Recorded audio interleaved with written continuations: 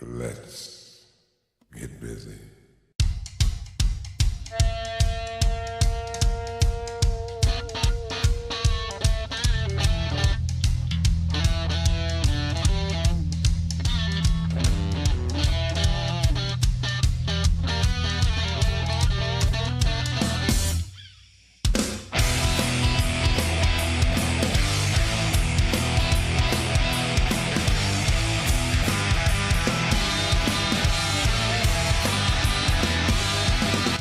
Guys, Kevin Hale here at Baxter's 942 here in the Highlands, Louisville, Kentucky. It is our on-site recording night, Tuesday, August 21st. Doing it with, and I just found out, not only one Miss Kentucky, but two, a former. Co-hosting with me tonight, welcoming back from, you were on a few weeks ago, Kristie Crenshaw. Yes. Kristie Hicks Crenshaw. Kristie Hicks Crenshaw, Yeah. the full legal name. Yeah. Yes. How are you? I'm excellent. Thank you so much for asking. How are you? I'm good. I'm good. And you helped broker this first segment. I did because we had so much fun that I wanted to come back, and it kind of coincided with a new current Miss Kentucky, Katie Bouchard. Hello. Thank you for being here with us tonight. Thanks for having me. So yeah, this was a great opportunity to introduce Katie to the Louisville podcast community, and give her some media practice before she heads off to Miss America in 9-10 days. Mm-hmm. Yeah, Oh, is it I leave Monday. Really? Okay. Monday the 27th. So there's nothing like getting you in this mode, doing a podcast at a local bar. So, nothing like it. nothing like it. But, We're in Kentucky. Yeah. as you can see, people, our show spares no expense. We have Miss Kentucky 2018, Katie Bouchard. Katie, Hello. what's been up? It's been crazy. I can imagine. You won Miss Kentucky when? When was that? June 30th, so almost 2 months ago. So, in 2 months, how has your world been turned upside down? It's been crazy. Miss Kentucky is a full-time job, so I'm constantly on the road. I think I've been home twice for 24 hours each. And home is? So Owensboro, Kentucky. So it's been fun and crazy, and I'm learning each and every day. And this week you have been out at the state fairgrounds quite a bit. What's the most exciting thing you've done there? Oh, Hard to pick? yes, because it's been so much fun. It's kind of neat to get to see the behind the scenes of the Kentucky State Fair and get to be on that side of it. I'm getting to work with the Kentucky Department of Agriculture, so just getting to meet them and work one-on-one with them has been a blast because they are so nice, and working with the Commissioner of Agriculture. So the whole experience has been very fun. See, beauty and brains. Yeah. Do you have to check your shoes, where you work at the fair? Because that, to me, that goes with the fair. You always have to check where you Yes, step. we went and saw the cows the other day, and I was in heels, so had to keep checking. in the hills. Well, there you go. Also with us, we got to give a quick shout out our buddy Brooks, hand. Mr. Chris, Diane.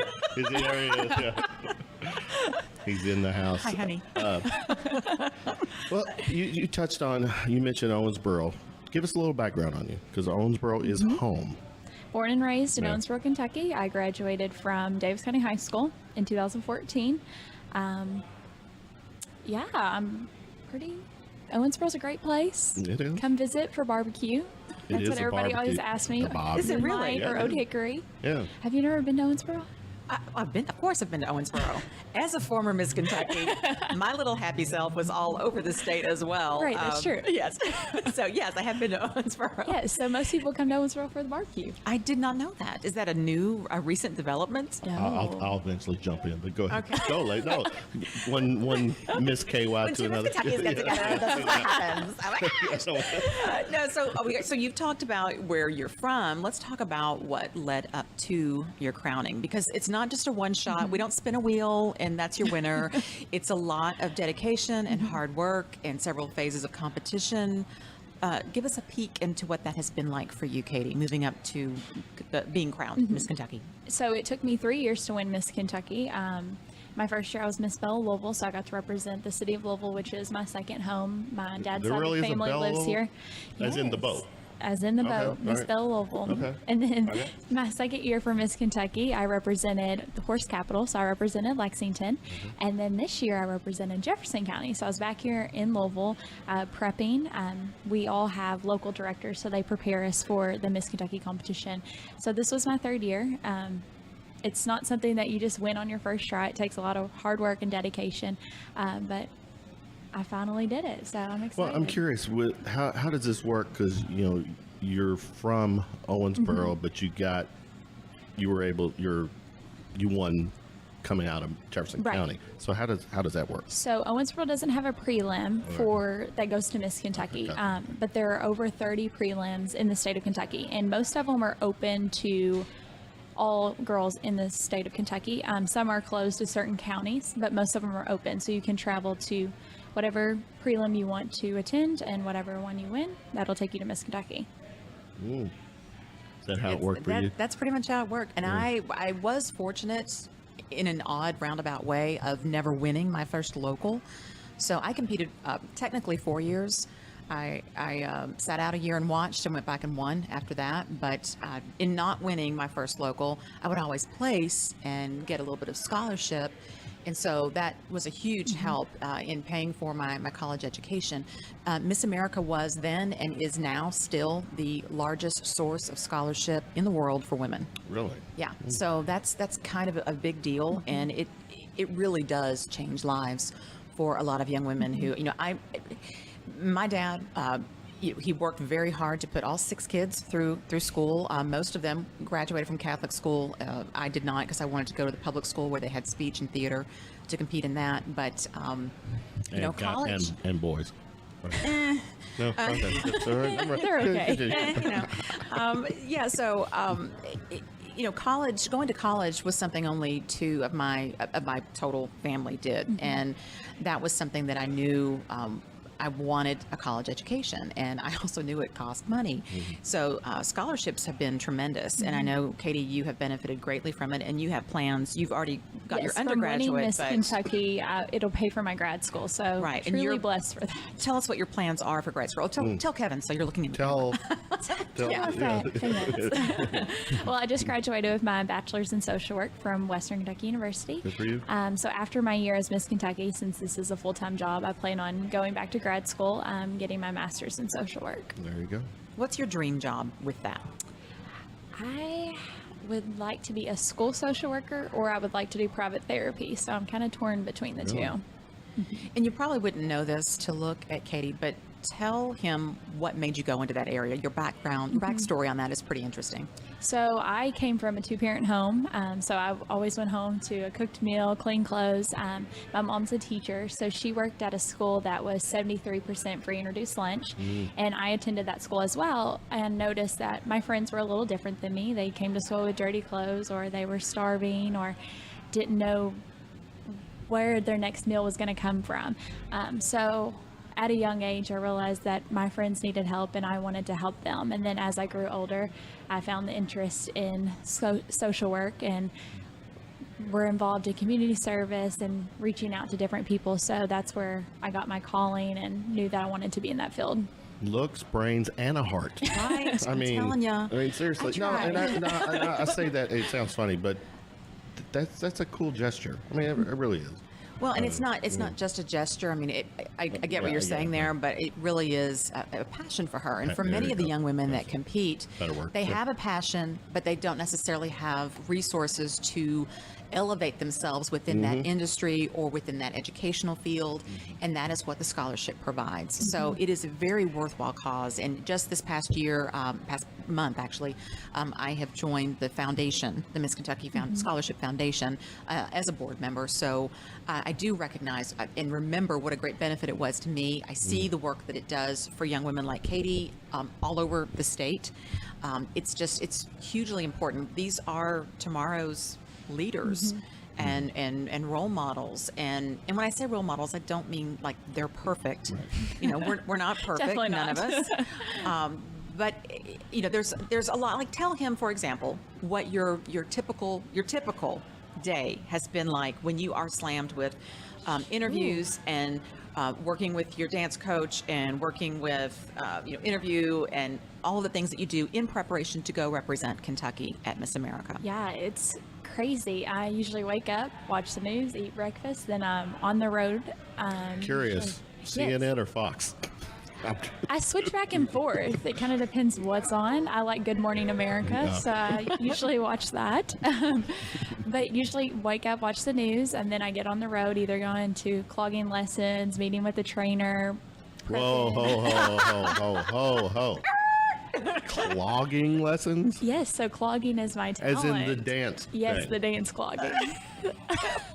Where did that come from? Well, I wanted to compete in the Miss America organization, and you had to have a talent. I cheered all my life. Okay. So once I graduated high school, I knew I wanted to get involved in Miss Kentucky, and I knew a local clogging instructor, and he taught me how to clog. And she's really Loved good. it ever since. She's really good, and she's really entertaining, and so that's great. I'm not down clogging, though. I like, yeah. Is there any video of you clogging anywhere? I think there's a video of me on YouTube. I need to get access to that. Okay. I'll see what I can do. Yeah, all right. So, continue. Okay, so meet with a trainer, meet with clogging instructor. I have mock interviews, picking out wardrobe. I was telling Kristie earlier, none of my Miss America wardrobe is in yet, so I'm a little freaking out because I leave Monday. No biggie. Define, give it a real example, your wardrobe. What are we So talking about? all my competition gear, so Okay. interview outfit, evening Okay, gown. okay. I just picked up my talent, so that's one thing checked off the list, but everything that I'll be wearing to compete in Miss America. So all of that needs to be in your possession before you head to. Yes, they is this ship it. Is it New Jersey? Is this Yes, where? Atlantic City. Okay. Yeah, because they ship all my wardrobe UPS, so I think it has to be shipped by Thursday. Wow. So yeah. It's helpful if there's clothes there when you get there. Yeah. Yes. Would be very nice. So we've talked about your preparation for that. Why don't you share with Kevin what some of the job responsibilities are? Because it literally is a job. She does have a full-time job as Miss Kentucky, but she's also applying for the job of Miss America. What would that look like for you? So if you are still in school, you have to take a year off school. But luckily, I had just graduated, so I have this year to be Miss Kentucky. And so as Miss Kentucky, I'm employed by the Kentucky Department of Agriculture. So I'm their spokesperson for the year and kind of get to talk to school children about farm safety, Kentucky Proud, buying local, eating healthy. So that's the fun part of my year. But currently, it's full-on preparation for Miss America because I'm currently applying for that job as Miss Kentucky. I'll compete for the title of Miss America in about 2 weeks, and it's a full-time job as well. Miss America's on the road, or she's on an airplane every 24 to 48 hours, so it's a full-time job traveling across the United States. So I'm up for it, and I'm excited to have that challenge. I'm curious now. Help me as far as guidelines to being eligible for Miss Kentucky. Single, Single, no kids. no kids.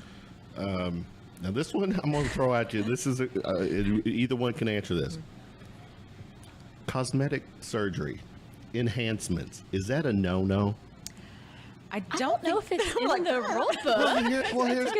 Here's my take on it, because to me it's like I would think that would be like the equivalent of an athlete who is juiced, on steroids, trying to playing a game. I mean, a female shouldn't. To me, okay. it should be if natural. If you're going to ask, natural. If you're going to ask for natural, then let's take out the extensions. Let's lose the makeup. Fake eyelashes. Let's take off the 5-inch platform heels. If that's what you want, and then you don't really have Miss America anymore. Okay. Yeah. Okay. I think they steer away from plastic surgery, and I don't think it's encouraged. Right. I mean, and especially. but I don't think it's against you. It's not Okay, in the it's rule not- book. okay. Yeah. But I guess it's whatever the judge's opinion is, if they like it or not. Right. And with this year's competition, you mentioned evening wear. Is it night? I mean, how is it? Not a nightgown. No, Kevin, it's not a nightgown. The red carpet this year. Yes. Yeah, but the swimsuit is It's gone. gone. It's gone. Yes. Bye-bye bikini. Was that part of MeToo? Why did that go away? Do you want to take that or should I? You can talk about it. Okay. Go for it. Well, I think the Me Too movement definitely brought it to the forefront because if you were saying, don't objectify me, it doesn't make a lot of sense to walk around a stage in a swimsuit, in high heels, and keep in mind that Miss America is a business. It is an organization, but it is a business, and they are vying for sponsorship dollars as well. And there are organizations that would not give sponsorship dollars because that is the one phase of competition they disagreed with. Also, once crowned Miss America. How long had that been disagreed with, though? What do you mean? Well, you said that was the one. Meaning that in recent years, I can't give you exact date. But it's not just, but it was just not this year. Yes, absolutely. There had been major, Fortune 500, Fortune 100 companies that were approached to sponsor the pageant, and they were on board with every phase of competition except for that. It didn't align with their core mission and values. So there's that to take into consideration. And once crowned, Miss America does not appear in her swimsuit. Ever. Katie would never appear in her swimsuit, ever. So it might have been part of the requirement to win, but it was never part of carrying out the job thereafter. Well, when you say never, in all fairness, there's the magazines out there that could come calling. I mean, I don't know. I'm using Maxim. I don't know if that's too. I'm here just, not maybe that, but what I'm getting at is that there are. I mean, if you're asked to do that, or is that a no? Or I mean, I don't know. I am going to speak for Katie and say that she would probably say no, thank you. Well, not to Maxim. I'm talking about to dressing up or going, posing in a swimsuit or something. Is that? I don't think that would even come up. Okay. I don't think if you're Miss America, I don't think that is something that even gets brought to your attention as an option to do, because you're doing. I mean, not that being physically fit is important. And I'm not saying it isn't, but I think Miss America really is trying to attract tomorrow's female leaders, C-level executives, lawmakers, people that are organizing communities and making change at a grassroots level. They are looking for high performers, overachievers, people that want to serve. It is service above self. That is one of the key elements of Miss America. So I don't know where that, posing for Maxim would fall into play for that. No. But you mentioned this is your third year doing this, so third time's the charm. Yes. So you really have been able to get the, understand the nuance to doing this and what all it entails. Yeah, and I'm thankful I didn't win my first or second year, because I always say Miss Kentucky Week is the best week of my life. It's a big sisterhood, and it's a learning experience each year. I've learned and grown, and I've met so many people and have come across so many opportunities. The Miss America organization opens so many doors, and I'm hoping that I'll find the job that I love from this job as Miss Kentucky and as the job of Miss America as well. So I think it just opens so many opportunities for each absolutely. young lady. Yes. Let me touch on the one thing that's headlining this year's pageant, I guess to a degree, is the Gretchen Carlson. She's the chairwoman. Yes. And she's having this deal with I guess the current Miss Kentucky, right? Yes. Miss America. Yeah, Miss America. You're right. Yes, Miss America. Yes. Anything that you want to add on that? If you were to ask you are asking my opinion. I need more information. I know that Cara released a 5-page letter explaining her experience as Miss America, and I regret that she had that experience. I don't know the other side of things. I know they always say there's really 3 sides to a scenario: what one person says, the other person says, and what really happened. Right. So for me, I would like to know more information. At the end of the day, I recognize that this is causing a lot of media firestorm in a time that doesn't just affect her, it affects every young woman who has competed and fought to win a title, who is now going to compete, and their experience is being overshadowed by this. So I find that a little disconcerting as well. And I don't know what the timeline is. I don't know where she might have sought help or an alliance to begin with? So there's a lot of questions that I have about that scenario. So I think in this day and age, it's like there's a news blurb is released at noon, and we're all expected at 12:08 to have a firm stance on our opinion and express it over all forms of social media, and that's incredibly unrealistic and unfair to both sides. So I'm going to reserve comment or opinion on that. I see. Yeah, it's a headline out there, and I guess my just will it have any, does it upstage this coming event? Does it take away from the event itself? So I don't think so. I mean, I don't know. Okay. I think it'll be interesting to see how it plays out. Is it something that you focus on every day and you prepare to go? No. Okay. You've got to focus on just attending Miss America, having fun, being yourself. This is something all of us have dreamed about since we were a little girl, so we've just got to continue to go on and enjoy Miss America 2.0. And I don't want to, mitigate what she says to be her experience. No, I need more information. Absolutely. I got it. You will arrive in Atlantic City when? Monday the 27th. So next Monday. Just next Monday. If you can, share some of the things that you'll be doing and getting ready for the event while you're there. So they keep us really busy. We're there for almost 2 weeks, doing appearances on the boardwalk. We have a ton of rehearsals. We have different dinners and volunteer events that we'll be doing throughout the 2 weeks. And then we have 3 nights of prelims. And then there's the famous Show Me Your Shoe Parade, Yes. Which is themed for your state. And then there will be finals night on that Sunday, September 9th. And then the clogging gets played out for one of those nights. Right. I'll do clogging on the 3rd prelim night. I'm checking that out. I know that you're excited about the potential partnership with Children's Miracle Network that Miss America has. Tell Kevin a little bit about that. So Miss America organization is connected with Children's Miracle Network hospitals. So as Miss America, she is the spokesperson for them. So she travels across the United States, connecting with a variety of Children's Miracle Network hospitals. And then at the local and state level, to participate in Miss Kentucky, you must raise a fee that goes towards Children's Miracle Network hospitals. And then as Miss Kentucky, I had to raise more money for Children's Miracle Network hospitals to compete in Miss America. So this has been a friendship, and the connection, I think, is amazing because it keeps us young women involved in such an amazing organization that is saving many children's lives. Very, very well organized fundraising effort for something. I mean, who can't get behind children?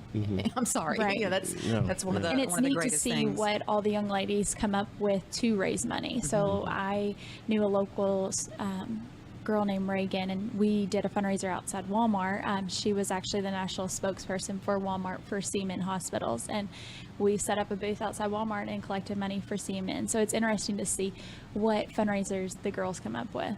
Very cool. Very cool. Yeah.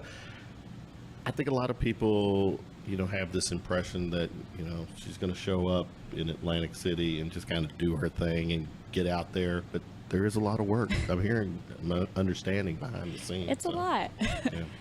It is a lot of work, but it's definitely worth it. The young women that compete, I was really blown away by all of the women on stage in the summer when you were crowned, because you see these young women, they're at that period of their life where they're transitioning to high school or college, or moving from being a teenager into adulthood, and they're challenging themselves, they're stretching, they're growing, they're putting themselves out there. They might fail, they might trip, they might miss a key on their piano solo, but they're willing to do that. And I think for every one of those young ladies on stage, there's a good 10,000 out there that don't have the nerve to get up and try it, or try something else in their life that maybe they want to do. So, just throwing your hat in the ring is, I think, a valiant effort and should be celebrated.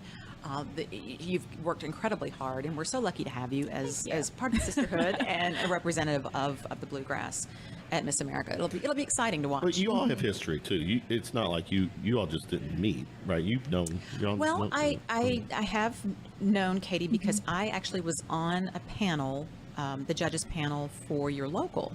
And I had seen you compete before that. I went and watched one year, so I was familiar with who she was. And then on the local that she won to go to Miss Kentucky, I was one of the judges on that panel. So I had the benefit of knowing how she is backstage or in the interview portion, which a lot of people don't get to see on television. And that's my favorite phase of competition is interview, because you really get to know the young woman. That's the chance to like brag on yourself and just be yourself and have a conversation with the judges. So that's always fun. Yeah.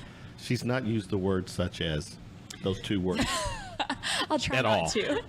So Yes. I do say a lot. I need to work on that. We all do. We all do. I thought it might be a nice opportunity for us to talk about dating in this day and age. If you had some dating question. advice that you could share with all of the 20-somethings out there. Dating advice.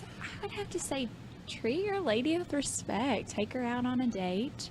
Give her flowers. Give her chocolate. I'm very old school, so I like all the be nice, take her on a sweet date rather than just playing on your phone. Okay, Do you now, have- do you have now a significant- conversely, do you what- have a significant other right now? I do have a boyfriend, yes, of almost 6 years, so a long time. Like, this is high school then? Yeah, junior year of high school. Wow. Yeah. He's from England, For real? so he was a foreign exchange student, and I guess I fell in love. Was it the accent? He does The have an accent, gotcha. yeah. Debonair, James Bond. No, that's my husband. Yeah, I like it. The hand over there. Hand. Mr. Hand over there. Well, that's to the guy. I mean, what about the females? I mean, you Oh, yeah. What should the ladies do Yeah. in the dating scene these days?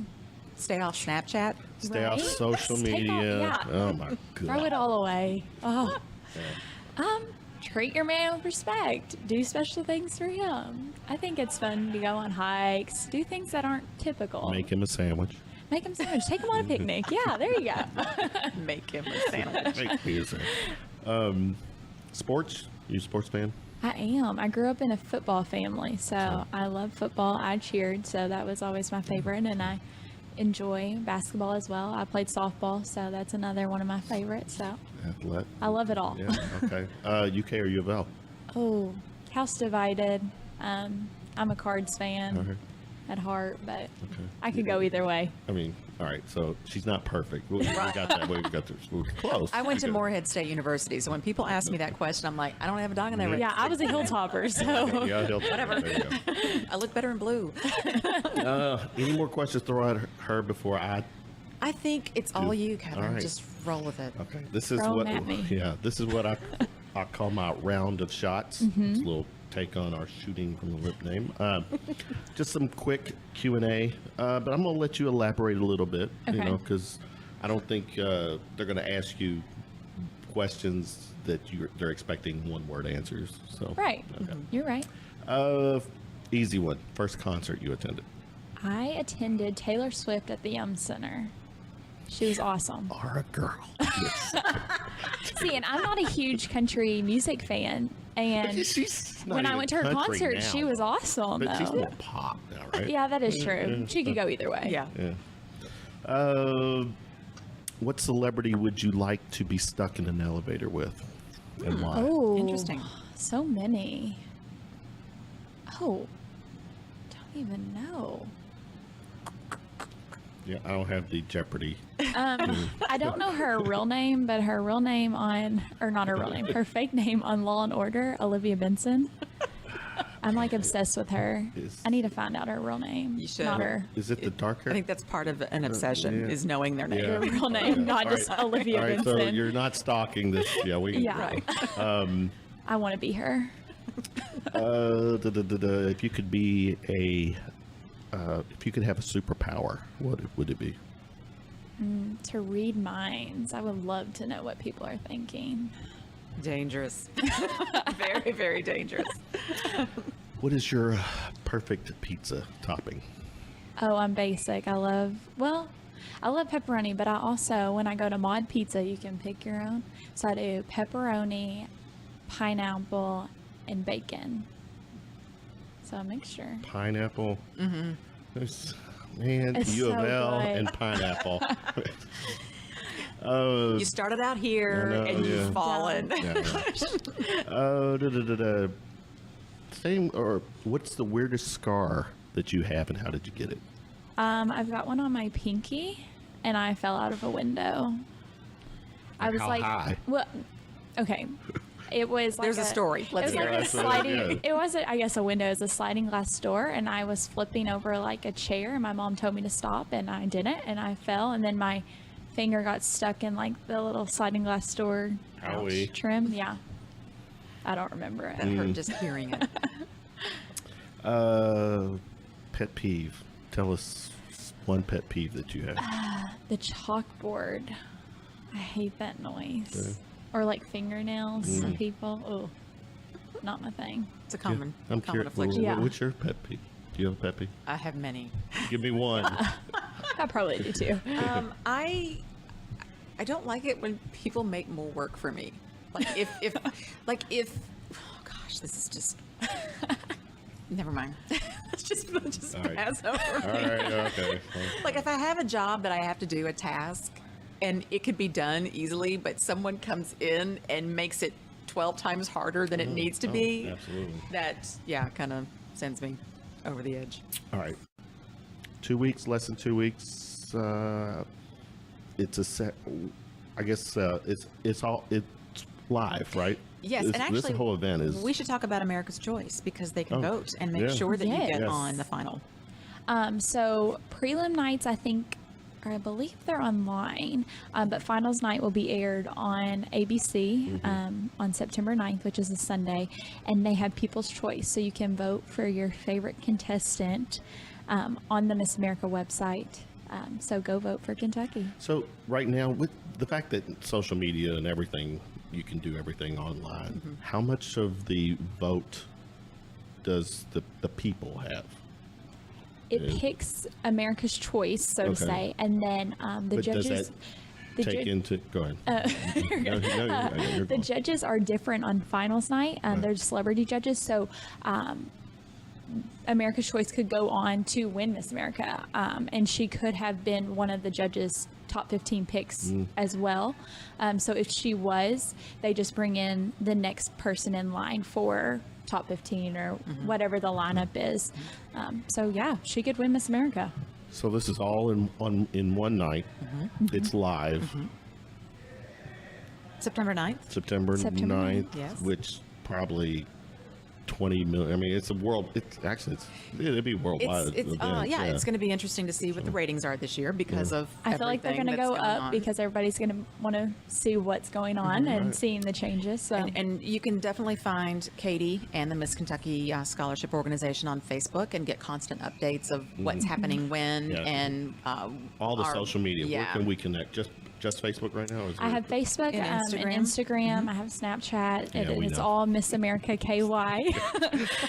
So yeah, just type in Miss Kentucky and everything should pull up. September 9th, people.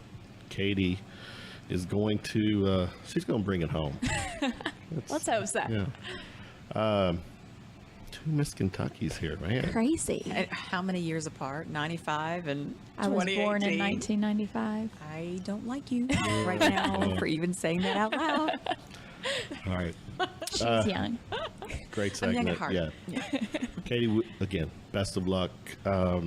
Maybe down the road, win, lose, draw, whatever. I would love to have you come back and just Give us the share- scoop. Yes, Give us the absolutely. scoop Yeah. and you know what's next for you. So Thank you for let's do having that. me. Thank you.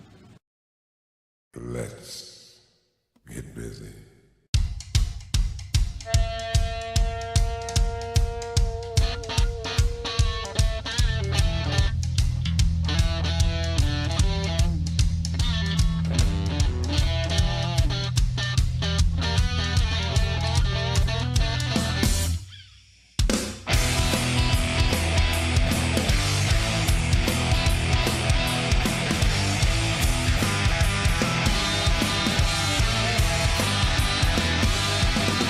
All right, guys. Kevin Hale here at Baxter's 942 in the Highlands of Louisville, Kentucky.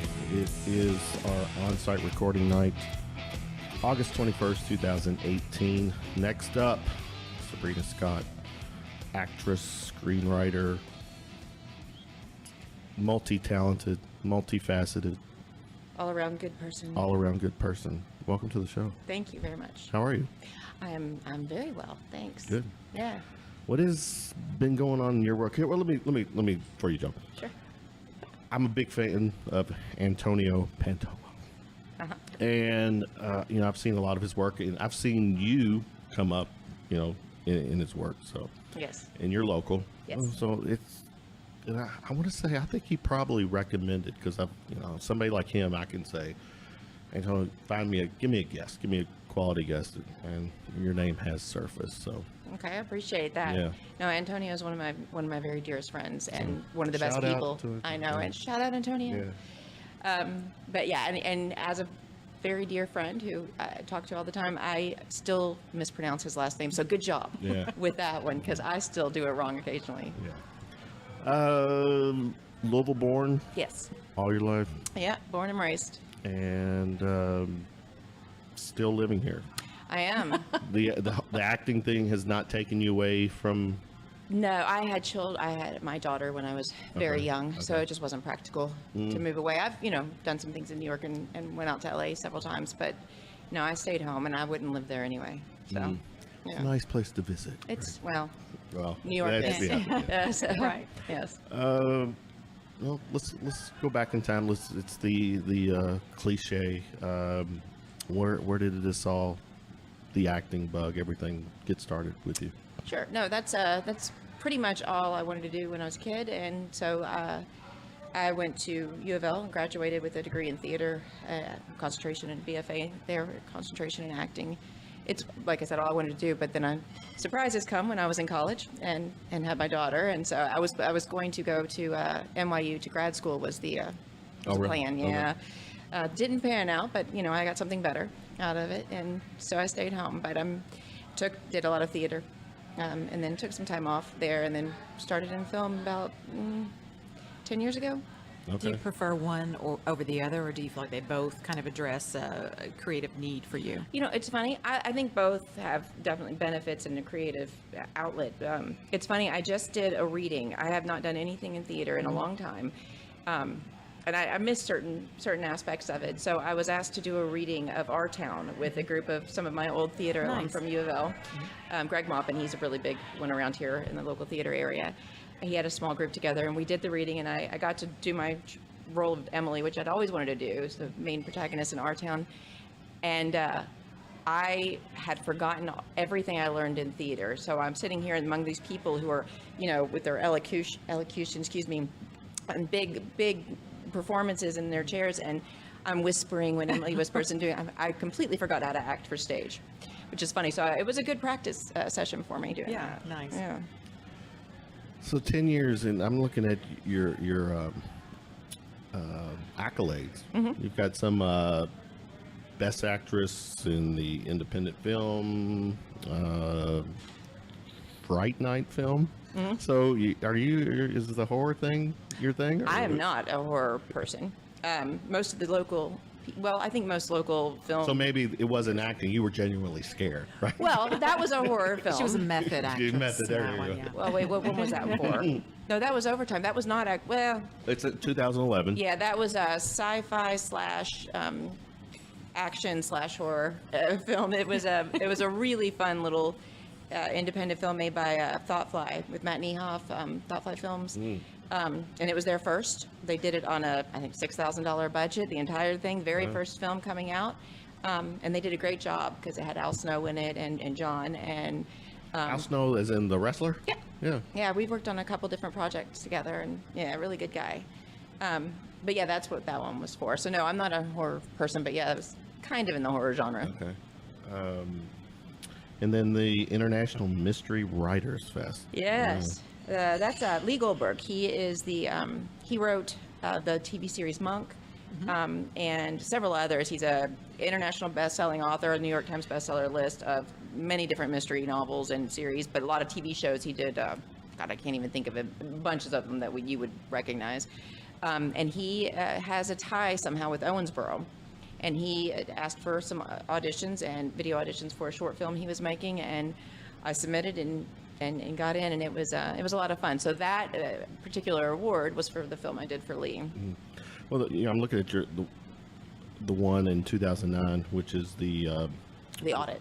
the Independent Film Expo.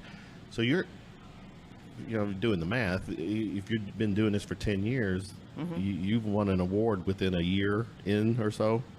Yeah, it was my first film. Yeah. That was my first feature length. Throw that in our face. Yeah, I was very lucky with that one. I was lucky. Okay. Yeah. That was a fun one. It was a drama, and it was brand new filmmakers, so they were still learning the ropes on certain things. But I got to do a lot in that. It gave one. you a lot of creative freedom. It really did. Okay. Yeah, they did. Yes, and the role itself did. You got to experience the entire spectrum of emotions in that, so that was fun. Good. Well, you're saying you've been doing this for 10 years. How long before was the learning, the prepping? Is that part of the 10 years, or is it For film? no? Yeah. No, I decided to get back into acting again. I saw an audition notice on MySpace. It was that long ago. Oh my gosh. Yes. Whoa. That long ago, and went to it was an open audition call, and went to that for the audit, and got the You lead don't in look that. old enough to have God bless been on you. MySpace. Yeah, we're gonna Yeah. go with that. I got your back. Yeah, thank you. We're going with that. With MySpace. Yep. Wow. Yeah.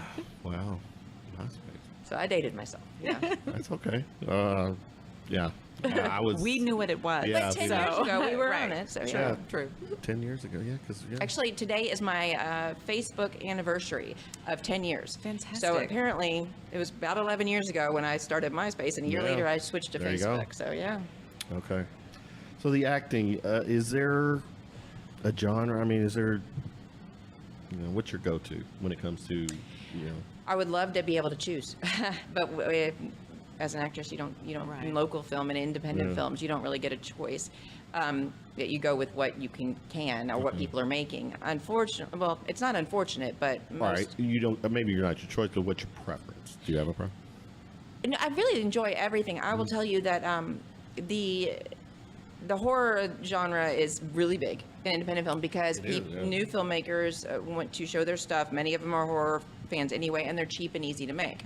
So that's why they go to them in a lot of cases. You also don't have to be an excellent writer to make an excellent horror film. Right. So that makes it easy. I like doing comedy. I haven't had much of an option for that one, but I would love to do more of that. I enjoyed doing The Old Winter. We shot that for 3 years. That was a drama, a period drama, and it's probably the most beautiful film I've done. And I got to do quite a bit in that one. And are So. you non-union because of the market you're in? I am non-union. I honestly, I haven't done a SAG film yet.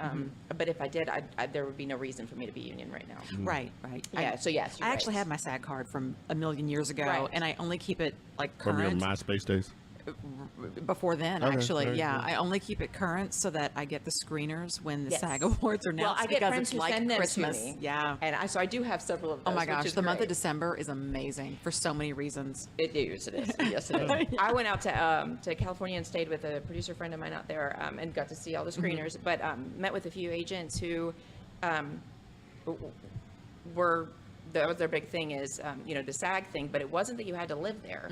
It was because video auditions are Right. the go-to now. So so many don't live there. It's if for any support or substantial roles, I should say. Now, if you're just going to be a day player, obviously you have to be able to go minutes notice. But for larger roles and stuff, it's not Yeah. not a me too or not a have to. How much is there work, steady work here locally or within this demographic? Steady work? Yeah. I wouldn't call it steady. Okay. There is definitely work, specifically there with some agencies that can commercialize. There is work, but and Kentucky was doing well because of the tax incentives that were Well, allowing, yeah, and right. it's now been put on the back burner a bit and kind of messed up. So we're going to lose some opportunities there, but. I wouldn't. It's very difficult to make a career of it financially. Right. Locally right now. I think one of the greatest challenges for any creative people is cobbling together the living that supports the work that you want to absolutely. do. It's very hard to make it. That's a skill in and of itself, I think. Sure. Yeah. Yeah. But travel for some of the projects we do as well. So yeah, I've done several. So like New York regionally, or- do you are there opportunities for you regionally, like in Yeah. Ohio or Alabama or Virginia. Atlanta? Do you ever go to Atlanta for work? Atlanta, I haven't They have I huge haven't worked there yet. I've film done work. Alabama a few times. Not quite the same She thing. says it like it wasn't a lot of fun. No, not that there's anything wrong if you're, Roll Tide or whatever the Alabama Whatever thing that is, but Okay, yeah. right, yeah.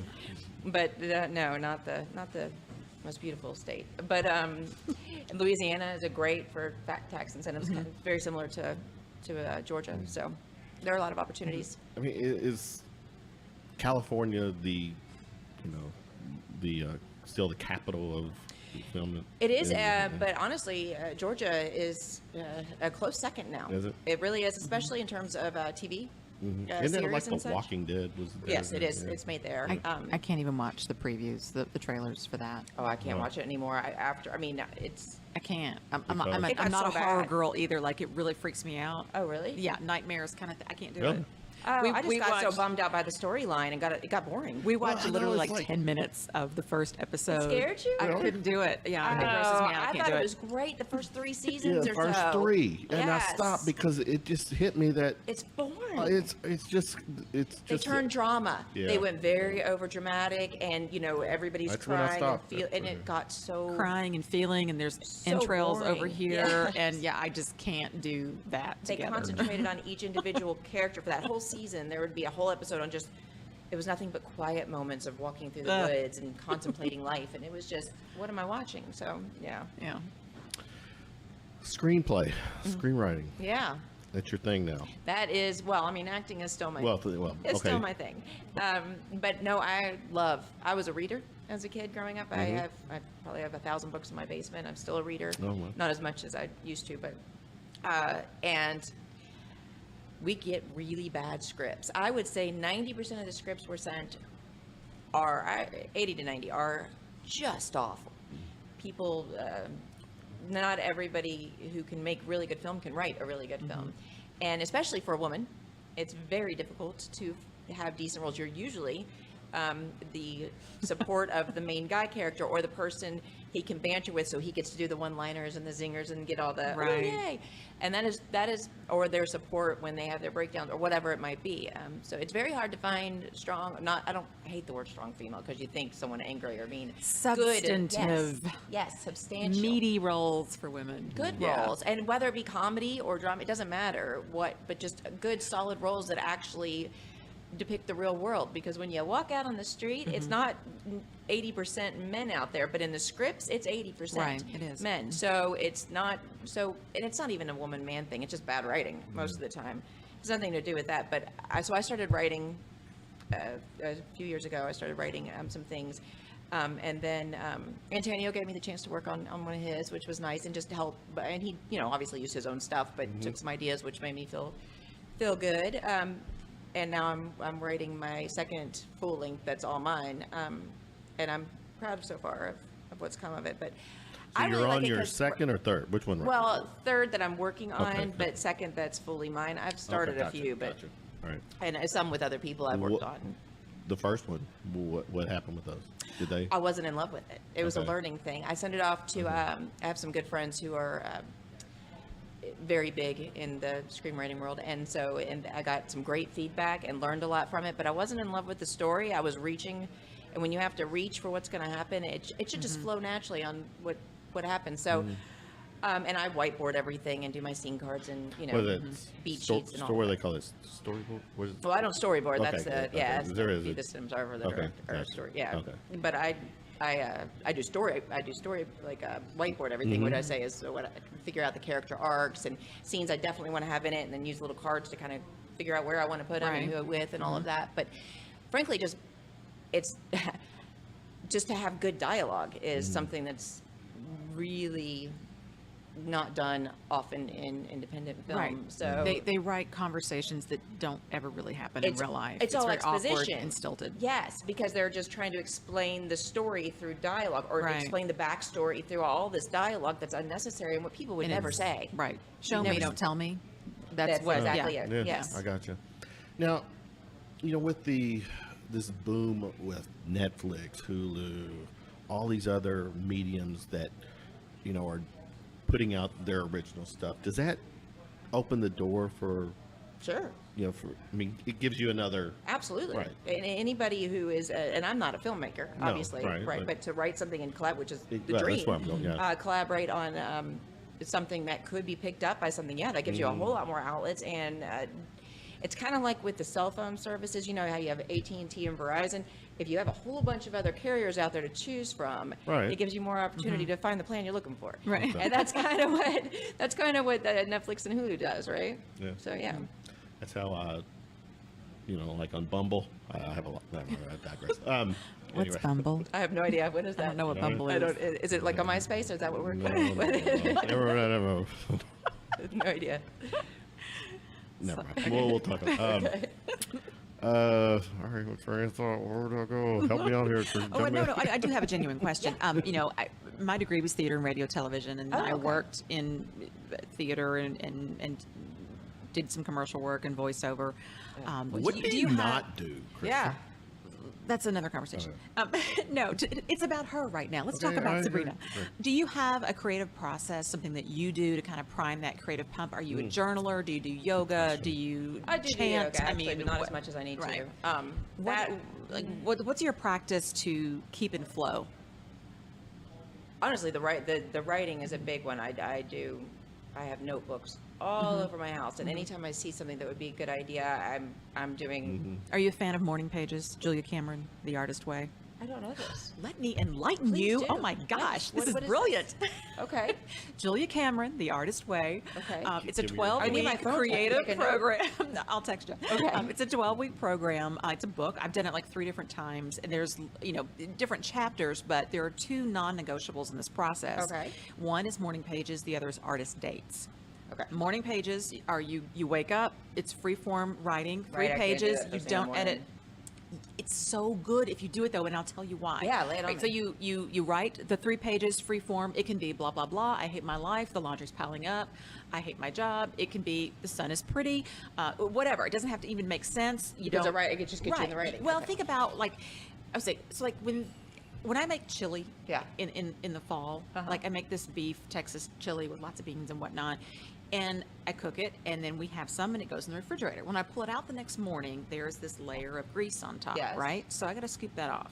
So in the mornings when you get up, I love you got a this. layer of grease on your brain. What a great analogy. And so that takes the grease off so that you have the good stuff to move forward throughout your day. Otherwise, you're still like picking through all the garbage on the top surface while you're having your interactions with your spouse, your boss, your friend, the lady at the grocery store. So it just Okay. makes you better. Now, also, these pages that you write, you keep writing them every day, 3 pages. You put them in an envelope and you don't look at them for 8 weeks. Then you go back with a highlighter and a pencil. Girl, you will that find now that so I do many. do. Yes, I've done that. I have several half scripts that I'm Yes. coming back to, but I know because you take a break, you You come will- back, and you know. Oh, that's what But I you can will do. get things in your morning pages, dreams that you've had, recurring issues, things that will spark all kinds of creative projects. It's I love amazing. that. I'm a huge fan of that. I'm totally trying this. And then artist dates are very important. What I is think it? these are great for everybody.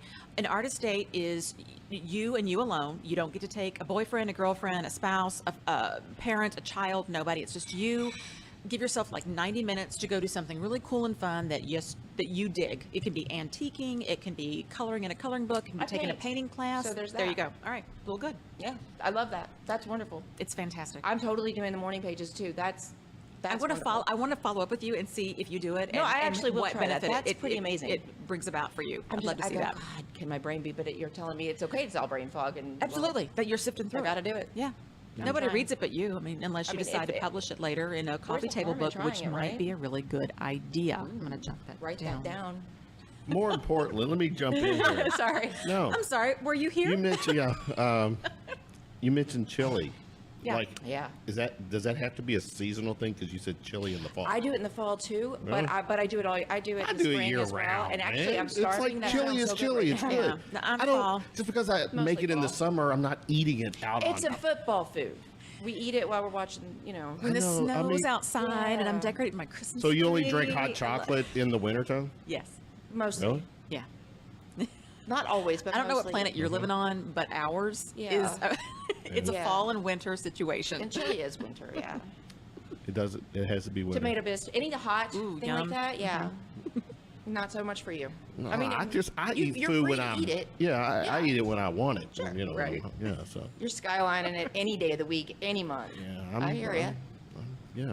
So, I asked you about in screening, prior to you coming here about your modeling. Adult model. Well, I know, and they threw me for a loop because Because I have some modeling you pictures. have some pictures that are, I mean, they're great I do. pics.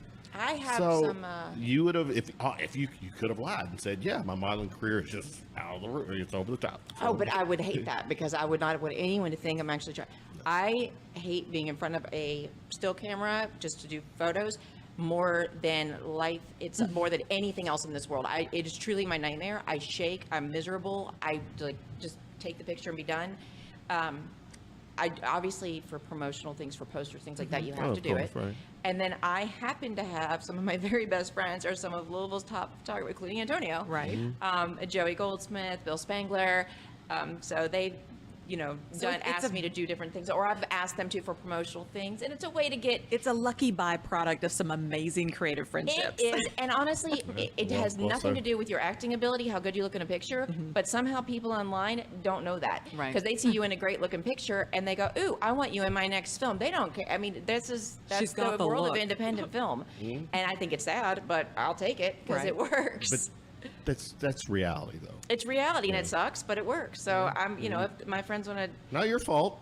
if I get some great photographer to take a cool picture that gets me a role, hey, there you go. And I just had to stand on a bridge and look pretty in a dress. Yeah, right? I really think everybody should have a nice professional photo of themselves. Well, there's kind of headshots, regardless. which is different. Right. But I yeah. mean, I think just the average person that isn't an actor or a model or a screenwriter that doesn't even work in a creative field, I think it's good for your soul. I think it's good to see yourself the I way think so, someone too. else sees you, that their job is to see you in the best possible light. you I know? agree with that. I will tell you that Bill Spangler, who has done most of the ones you've probably seen online, who's one of my very best friends, he has a trick for getting me. Joey, actually, we have a joke. He won't. Joey Goldsmith is a really big one, and he won't do my photos anymore because I look mean in every picture.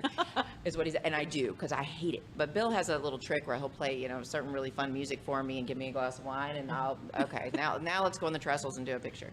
But yeah, we do it that way because I hate it. So no, I'm not a model, and I'm okay with that. I never had any ambition to be one. But you take good pics. I appreciate that. That's from me to you. That is them, not me. But No. thank you very much. The whole Me Too movement. Yep. Hollywood, still a good old boys Sure. film industry. Not So- Hollywood, Casting but the film couch. industry. Yeah. Yeah. Yeah. What has been your take, from the get-go with this Me Too thing? Because, well, with Harvey, I mean, he's Obviously. a monster. I don't think Yeah, anybody yeah. doesn't agree with him Yeah. being a monster. Yeah. So, yeah. Seriously, what is your take on the fallout of all this? Well, yeah, it's still a good old boy. So is anything. I will tell you, when I first finished college and had my child, so I had to stop acting for a while. My first job was in pharmaceutical sales. So it's not just acting in the entertainment industry, no, it's it every is industry everywhere. that is a good old boys network. I found out 3 years later I was started half of the salary of the guys with exactly the same education and experience. They fixed that because I didn't have to say anything. I was told by after the fact, and they'd already fixed it, and I wasn't going to do anything anyway. But so it's still a good old boys network anywhere. As far as Me Too, I think it's a wonderful thing that people started talking up, that the Me Too thing started so that people feel comfortable enough, because it is, even in our lowly level here in Louisville, Kentucky, it has happened to me as well, where, hey, she should have slept with him, he could have made her career. And while the person was a bigger name than what we normally see around here and had some people, certainly not somebody who was going to make my career. Those type of thoughts, and those are the comments I hear, those type of things, because that is absolutely something that happens. I do think that it is being taken advantage of in some ways. I think you're going to get a lot of people who will say Me Too because the attention it gets them, or because they honestly don't realize that a bad date is not the same thing as somebody using their power to incite, to get sexual gratification. Right. But overall, the fallout is a positive one because it makes people, even with the negatives and the overdoing it on certain areas, because people are now being extra careful and they're taking a harder look at it. And I think there are changes being made, and I think that's a positive thing. It won't be a change that's going to be made right now, but 10, 20 years in the future, it's going to be a different world. Oh, no, Because you have to go overboard in order and then steam it back. It's definitely a game changer. Yeah. My reaction to it as well has been, from the stories I've heard, because there's this one where I think it was Seth MacFarlane at some award show back in like 2012, actually referenced Harvey, that these women won't have to, I don't know, something. So people knew back in the day. Absolutely. And I guess that's kind of just leaves a bad taste in your mouth. That Sure. people were letting this shit just fucking. Because he could have. Right. I mean, if anyone, Harvey Weinstein, he's the president Right. of the entire. He absolutely could make or break somebody's entire career in life for them. So yeah, I get it, but I'm glad it was called out and being taken care of. But yeah, but things like we were talking about earlier with what's his name, Aziz Ansari. Yes, I think. Again, it's a good topic for discussion, I think, because it does draw your attention to inappropriate things, teaching girls that they need to say no and walk away, because it's not, but some things are not about power. They're just a guy on a date, and yeah, he wants to try to, and she says no and he stops, then that's what happens. And that's, teaching women to actually be assertive in saying, I'm not interested. I'm gonna try to word this the right way. You don't need to be careful. You're good. Good luck. Throw this at both of you. What is it when, with someone like you who has got some integrity and is not, is not going to put themselves or let themselves get in a position where they have to sleep to move on. But you're competing against, I'm sure, a lot of actresses, people out there who Absolutely. are willing just to throw themselves for the, This is not the case in LA, obviously, because with Harvey Weinstein and stuff. But again, it has happened once. It was somebody whose films were not something that would have made my career anyway. And the girls that he did go with was not, her career was not made because he put her in the film. Let's put it that way. So at least on a smaller level, God, I would think that I would think a casting director would want to put a stronger actress, but that's not always the case. No.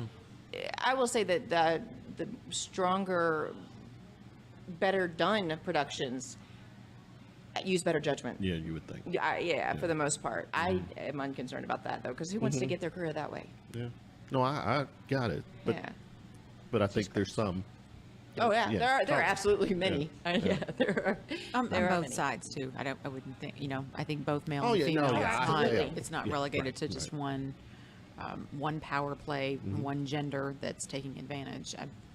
I agree. To be fair. Yeah. Okay. Projects. You talk about your screenwriting. What else you got going on? Coming up? Not a whole lot right now. I finished that one with Antonio just recently, and I've really. This is a horror flick. Was it a horror flick? Yeah, it was a smaller Okay. horror flick. We finished that just recently and wrapped that up, and I'm looking at a few other things, but nothing I would talk about right now. Nothing you would or don't want to. No, nothing I would be able to would be right able now. to. She will not be speaking about these projects There's in some her things head. that they're not quite ready to come out yet. Those type of things, but and then I've just been writing for the last month and a half, pretty much, on trying to finish the screenplay up in the next. I have a deadline of end of October to get it done because we're hoping to go in production next spring. What are the goals? What is your short-term goal? I would like to make this film. Yeah. Yeah. Okay. To make just a quality, strong film, and to get a group of people in the independent film anyway. People tend to want to do all the roles themselves. They want to be the Spielberg. They want to write. They want to direct. They want to be this. And you got to know your gifts and when your strengths are. And I know that I don't know how to cinematographer, and while I think I have good judgment on I'm sure that there's plenty of great cinematographers who would be a far better director of photography than I would. that. So get the people who are really good at what they do and gather them to make a really strong quality film. Some of the most successful people in the world will tell you that's the key to their success is putting really brilliant people around them and Of letting course. them do what they do best. Without trying to, Right. tell them how to do their specialty. Yeah, a screenplay, something like that, is on my bucket list. I've written been one. You have? Really? Yeah. It's fun, isn't it? It is It's so fun. much fun. I co-wrote one many years ago. done that. I think That's I've good got, too. Yeah, it's I've got fun. about 8 to 10 in my head where they're all at the end have that M. Night Shyamalan twist. It's just the, I the did one first, of those. the first 80% of it. I haven't figured that part out. That was my first one. It had the Yeah. twist. Yeah. That was my first one. Yep. It's writing. I love writing. Right? I think writing's great. It's great fun. Because I and think It is so I much think fun I to had get the to make the line, story "I see dead happen." people" before he did. I just didn't put it out there. See, you need to do your morning pages there, Kevin. There you go. I should have paid a little more attention to that little. Yeah, you should have. Take notes. I'll just go back and listen to this segment.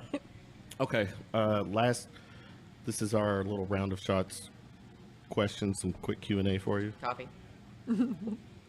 What are the rules here? Just There are none. None. Okay, gotcha. First concert you attended? I can't tell you that. It would date me. Do you want to Can't know do my it. first concert?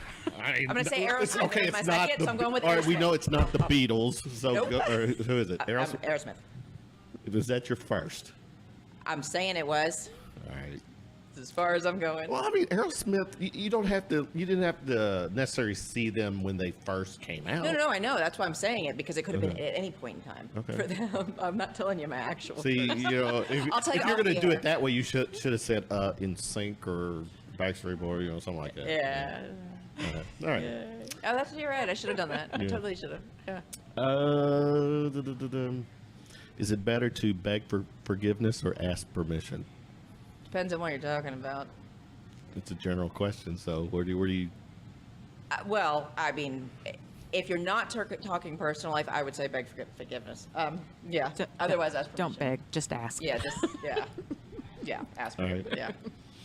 What is the weirdest scar you have, and how did you get it? I don't really have any weird. I have one on my knee from a bike So you have no incident. flaws. You're No, I perfect. have lots of flaws, but I don't really have any. Is it a bike? You When I bike was a wreck? kid, yeah. Okay, I don't so really have any those- big ones. Okay. Unfortunately, But you have a scar. Yeah. Okay. So Bike it's a wreck. bike wreck. Yeah. Okay. That's as interesting as it gets. It's kind of boring. Sorry. It doesn't have to be. It's just What's your give us a pet peeve? Oh, Answering these God, types there's of questions. so many of them. See, right? I mean, And we I talked don't about this even earlier. know. I'm like, you There's want me to so pick many. one? Yeah. Give Give us a couple then. Yeah. Okay. People that talk on their cell phones on speaker when they're shopping and Yes. they're talking to someone about their medical issues. That is and their absolutely bowel anything like movements. that. I People had to sitting listen at last dinner week. at a It restaurant makes me crazy. on their cell phones. What are you thinking? People at a table just playing on their cell phones or talking Well, on loud. there's It's ways awful. to remedy that because I've been, there's a, I'm just not part of the gender. There's a chick was on her cell phone talking to someone, and us guys are close by, so we're providing some background Yeah, yeah. conversation. Yeah. But people, they're like, "What the fuck is Yeah. going on? Where are you?" And this is with the husband or significant other, Yes. and we're just like, See, that's the way to do it. Yeah, the that's the way to do it. Not taking out the garbage bag out of the can, but not putting a new one in there drives me crazy. And then hypocrisy, big pet peeve. Anybody who talks but doesn't walk, talk but not, that Gotcha. drives. Then you see a lot of it, but that's a big one. And littering. So we'll go with those. I've done so many more. I could go on and on from that. Yeah. toilet paper over or under? Over. Of course. Yeah. Duh. Yeah. Trust me. And I will change it. It will drive me crazy. Me too. Yes. In other people's homes. Totally. I've totally done that. Wow. Do you go through other people's cabinets too? Never. Yeah. Never. Come on. No, I don't. I have no desire to creep through somebody else's cabinets. Okay.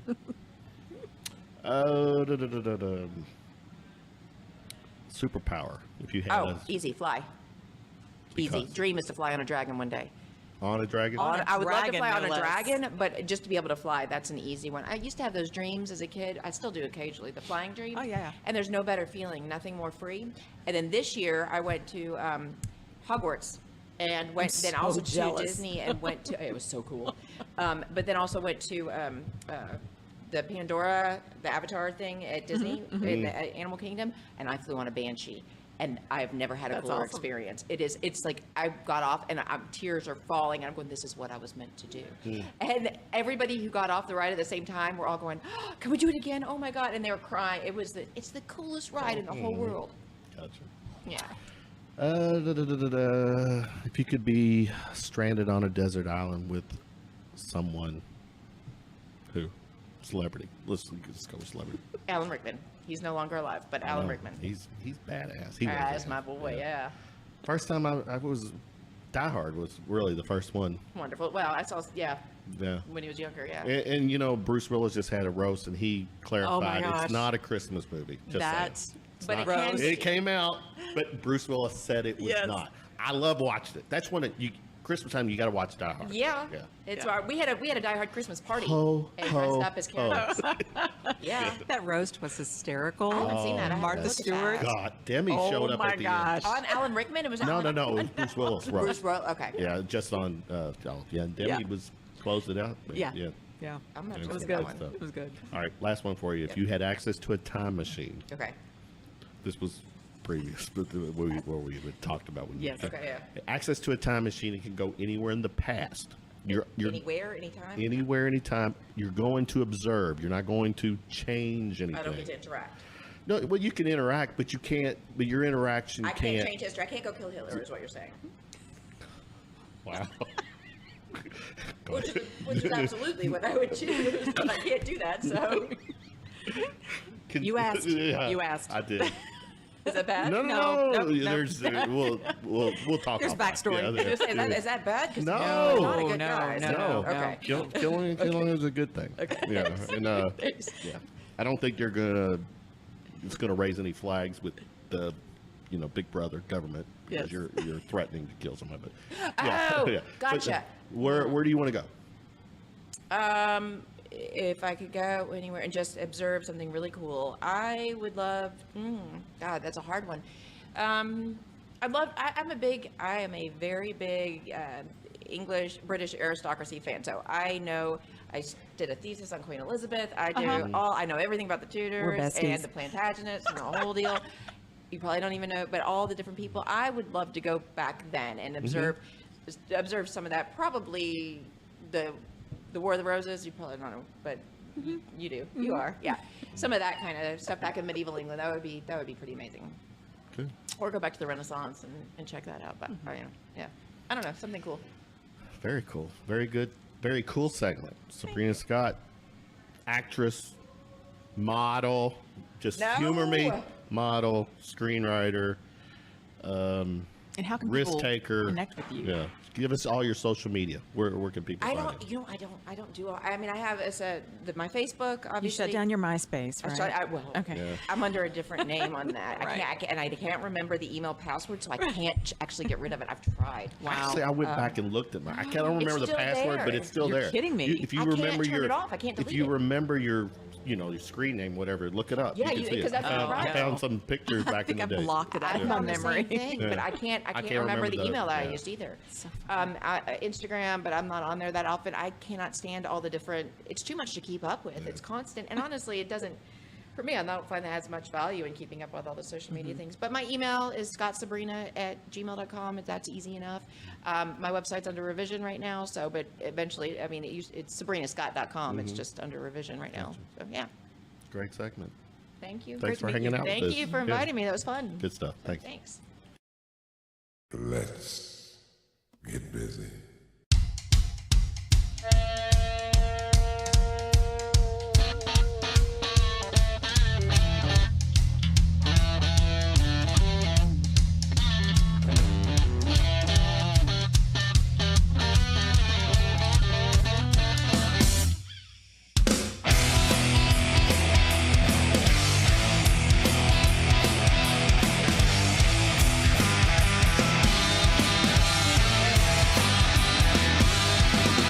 right, guys. Kevin Hale here at Baxter's 942 in the Highlands, Louisville, Kentucky. It is our on-site recording night here on August 21st, 2018. Next up, I should have asked this before, Richard Darshwood. Mm-hmm. Do you go by, is it Rich? Do you prefer Richard? My friends mostly call me Darsh. Darsh. Yeah. So we're friends now. Call me Darsh. Darsh. Yeah, Darsh. it's cool. Darsh Vader or Darsh? Just Darsh. I've got Darsh. Yeah.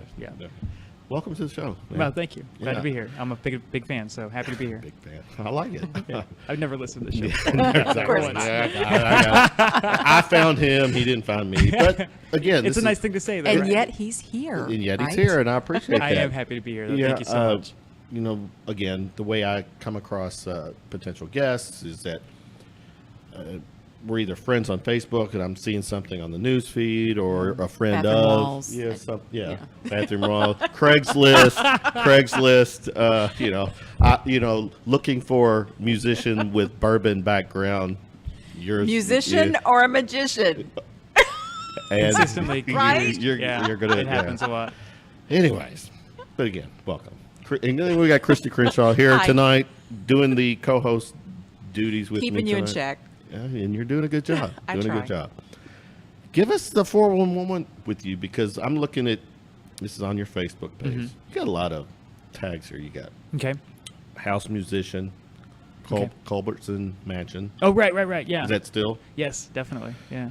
Whiskey Wizard. Yeah. At the Magic Dinner It's my and Bourbon. official title. It's a valiant and noble title. Yeah. I didn't even have to get a degree to get that one. Right. You do. You studied public speaking at McBride Magic and Mystery School. Yeah, well, that's the only thing that was available on Facebook as far as degrees. They don't have like degrees in magic, so I went with public speaking. Love that. That's great. Facebook's a little behind the curve on that one. Yeah. And, Yeah. but and you managed Yeah. Darshwood. Which, okay, so just Yeah, to go stop there, Bring it. the McBride School of Magic and Mystery is the closest thing to Hogwarts that we have That's here in the amazing. United States, right? I haven't been to London, so I haven't been to the real Hogwarts, obviously. So when you go to Las Vegas, or when you go to the McBride School of Magic and Mystery in Las Vegas, it's recommended that you take a taxi or an Uber from the airport to the McBride School of Magic and Mystery, which is a house in the suburbs of Las Vegas where nobody has grass. Everyone just has rocks and cactuses for their landscape. And you know you're in the right place because there's a big, weird, scary mask right over top of the mailbox. And you know that's where the course. McBride's... Yeah, exactly. So it is literally a fellow's house. Jeff McBride is the resident, him and his wife, Abby. They run the school out of their home. They actually have, like, sliding bookcases that reveal, secret chambers. That Where is have, this like, again? It's in Las Vegas. Is it? It's in the Okay. suburbs of Oh. Vegas. I like it. That's Yeah. So I spent some time there and actually earned a degree in magical performing from them. Yeah. So you're real. You Was really this- did. I'm get it. legit. All right. Was Yeah. this like magic camp? Were you there with It's other cooler than Magic Camp. I mean, magicians Magic that- Camp is cool. This is like university. Oh, okay. Yeah. Magic Camp is like High level. It's like preschool. Gotcha. Yeah. This is pretty serious. So stuff. that what was that from that line from that movie? One day at band camp or what Yeah. So it's at There Magic is Camp. one day at Magic Camp, Magic yeah. Camp, Which yeah. coincidentally, I don't know if you guys watched the Penn and Teller show. They I'm currently fan. have the Yeah. fullest show. So the girl that actually has that role that said that she's Oh, yeah, she's she's the the- host. Yeah. Yeah. So my that's, friend Lion. What was it? American Pie. American Pie, Right, yeah. No. My friend Lion was on the show. His real name is Lion, Lion, or at least that's what he goes by.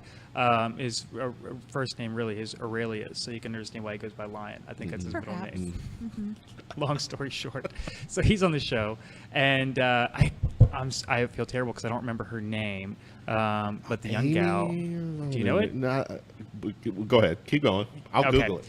Yeah, please do. IMDb. So yeah, IMDb. She's definitely on there. So she asked him a question. I mean, he does his whole routine, and then she's got to try and do some filler while Penn and Teller are trying to figure out how the trick is done. And so she asked him, like, "So how did you get involved in Magic, Lion?" And he says, "Well, there was this one time at Magic Camp." And I just thought, Ba-dum-bum. how many times has she heard this joke? Never. Yeah. And he was the first one to actually. Allison Hannigan. it, yes. Because She's she's the one. on the what is it? What other that how the big what comedy on CB? She's on one of those comedy shows too. I don't have a television. I don't know. Yeah. Keep going. Yeah. So. Well, no, that's the end of the story. It's- All right. But I'm bummed. All right. We got American Pie. Yeah. We've got it. Music, band camp, Yep. magic A lot of camp. it. Yeah, Magic Camp. Yes. Which Wait. that is a real thing too. That is a real Yeah. thing. How at what age, what part of your life did you realize that you were wanting to just fool people and trick people and I think a lot of- mind blow people? A lot of young boys and girls too, when they're at a certain age, they'll get a magic kit for Christmas or a birthday party gift or something like that. You used to get, yeah, you used to have one. And you'll spend time practicing it and doing little shows at home. I was fortunate enough that I was born into a family of entertainers. My father was a drummer. He was in the Dazz Band. So He is a musician. Do you know the Dazz Band? Let It Whip? Let it. Yep. Are you serious? Yep, he was with that band. He toured with Earth, Wind & Fire, opened up for them. Very cool. Yeah. He left the band and settled down in Cincinnati, Ohio, and with my mom and raised me. Whip it, baby. That's it. Whip That's it, the baby. one. He gets real excited when he hears that Yeah, on like- movies and stuff. It's really funny. Great So I have that, and then his brother, also a magician, a world-traveling illusionist. This guy does the kind of magic that you see like David Copperfield do. He'll take his girlfriend or his wife or fiance or whatever she happens to be at that time, puts her in a box, closes the box, opens the box, out jumps a live tiger. This is legitimately what he does. I never wanted to do big illusions like that, and he would even admit it's not real magic, it's just furniture moving on stage. That's really what he does. So friends of his... Because eventually common sense should prevail, right? Right. I mean, even Copperfield, as amazing as he is, very little of the magic is actually performed by him. It's all done by stagehands Right. and the assistants and all that kind of stuff. And he's just the talking head. The that front makes it- man. Exactly. Yeah. So friends of my uncles, close-up magicians, these are the guys I got to, get kind of chummy with, and I got to learn from them. And that was the kind of magic that really, really impressed me. Because, it's the stuff that can happen we can do something right here at this table that would just blow your minds. You The can't. card thing kind of blew my mind. Sure. Yeah. Exactly. Pre-show entertainment. Yeah. And, Foreplay is what we call it on That's this. exactly right. Yeah. That's what you call it. So that always inspired me, and that's what I stuck with. But he always was a driving force. Always an inspiration, and knowing that people can make a living doing even card tricks. That's possible to do that. That was a great inspiration for me. And then you mix alcohol with it, and their minds. Lo are and like, behold, And that's yeah. magic. Lo and behold, after all my traveling all over the world, I landed right here in the Louisville, Kentucky area and discovered bourbon and never looked back. And your life was love never this the town. same. It's true. This. it is. It's bourbon is who we are. Exactly. Yeah. So I did a dinner show here in town for a number of years. And we've done it in seafood restaurants, Italian restaurants, New Orleans style restaurants, places that serve gumbo and alligator and stuff like that. Like I've done this dinner show in many places, and then I ended up doing it at a bourbon bar, Down One Bourbon Bar on Main Street. Cute little place. They used to have a speakeasy room was what they called it, where you actually had to walk through a telephone booth to get into their own secret chamber, right? It was really cool. Really? So when we set the show up, we were trying to figure out what to call it. I'm a big fan of cheeky, cute names for marketing purposes, and we were trying to think of, should we call it the Speakeasy Magic Show? Should we call it the Magic Down Under Show, or the Down Under Wonder Show, or whatever? And then the marketing team that works for Down One Bourbon Bar said, why don't we just call it Magic Dinner and Bourbon? Took us like 45 minutes before we discovered that's the best thing to call this, because that's exactly what you get. So we've been running with that, and it's been over 5 years now. We just celebrated 5 years of sold out shows. We outgrew that space where we could only have 14 to 16 people. We do it in different locations, different restaurants, different. So it is a moving. It's a pop-up event. Yes. It's a traveling thing. We've, I've even taken it to Indiana. I always tell people on the show that wherever you go in Well, America. you live in Indiana, right? Currently, yes. Okay. Yeah, I reside in New Albany. Okay. But we did the show in Evansville, and I like to remind people that anywhere you go in America, you will find good bourbon. It's all made in Kentucky. But, you will find good bourbon elsewhere. So, and since then, 5 years ago is when we started doing it there, and it was just a great niche. It combines everything that Kentucky's known for. We have a lot of great local cuisine. The bourbon is fantastic, and believe it or not, Louisville, surprisingly, is is a great town for magic. A lot of magic powerhouses have come from Louisville, Kentucky. Some people like to did say not know Lance that. That's Burton. Give us.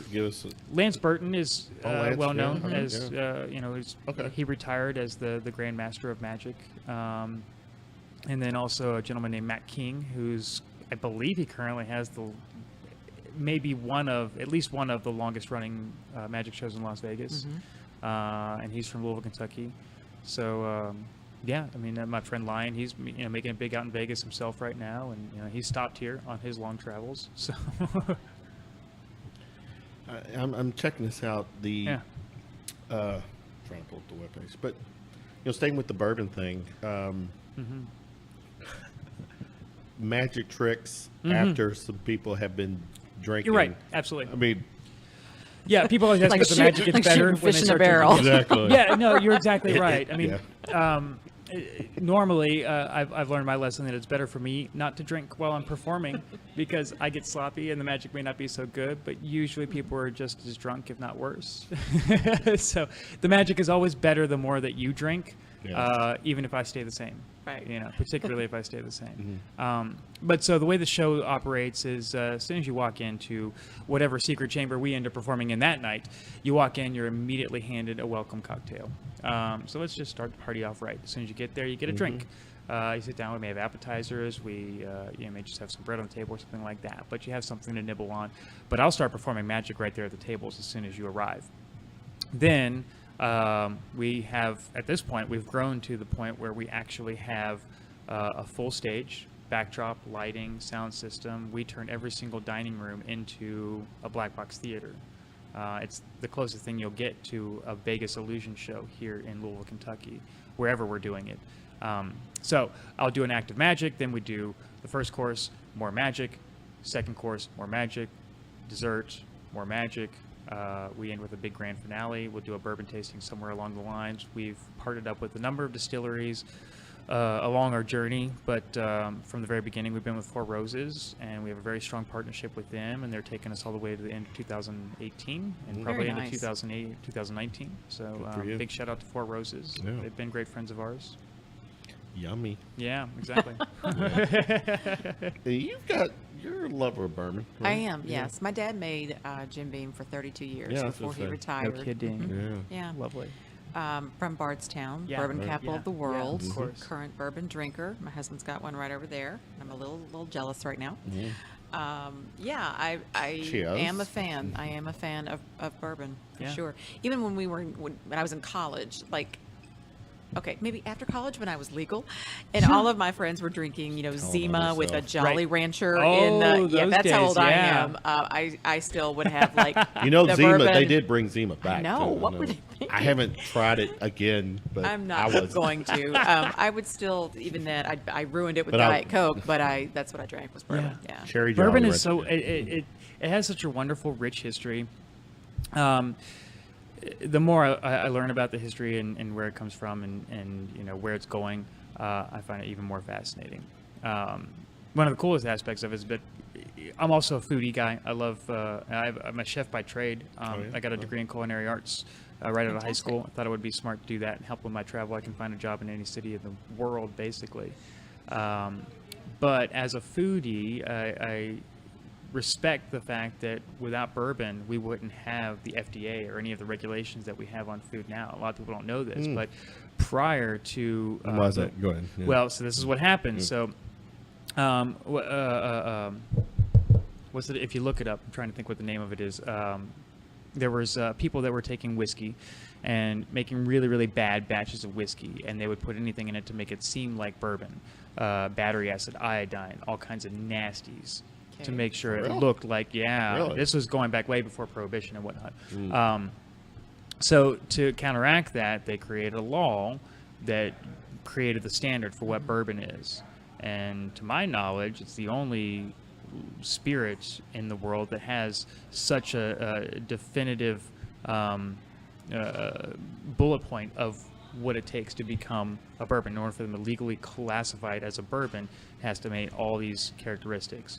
There's certain percentages of what has to be distilled and barreled at. The minimum amount of alcohol that it can be bottled at. Has to be made in the United States, has to be put into a freshly charred oak barrel, which I think was kind of fascinating fact about that is that was really kind of passed because of the lobbyists for the cooperages who made the barrels.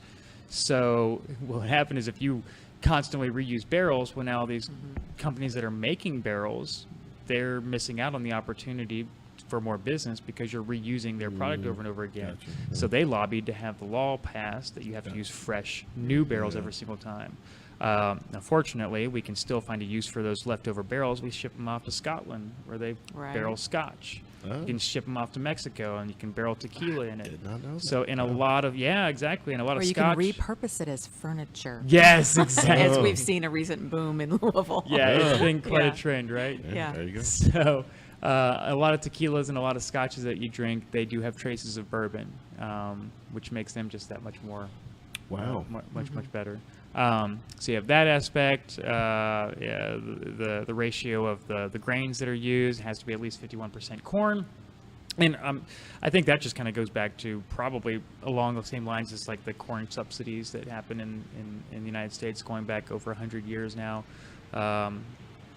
I could probably digress and bore the heck out of your audience talking all about those crazy, don't do that. crazy laws. Yeah. There's a reason why corn syrup is in everything, and it comes down to that law. But whatever. Yeah. So being a chef Yeah. and a bourbon connoisseur, Sure, tell yeah. us what would be like your perfect meal, food pairing, bourbon pairing, and do you like ryes? Do you like to do, stick yeah. with Makers is a good go-to. It's Yeah. but it's a little bit sweeter. Yeah. What's your favorites? So it's a tough question because I appreciate it all. I love it all. The only meal that you could put in front of me that I won't enjoy is probably something my mom cooked because she's a horrible cook.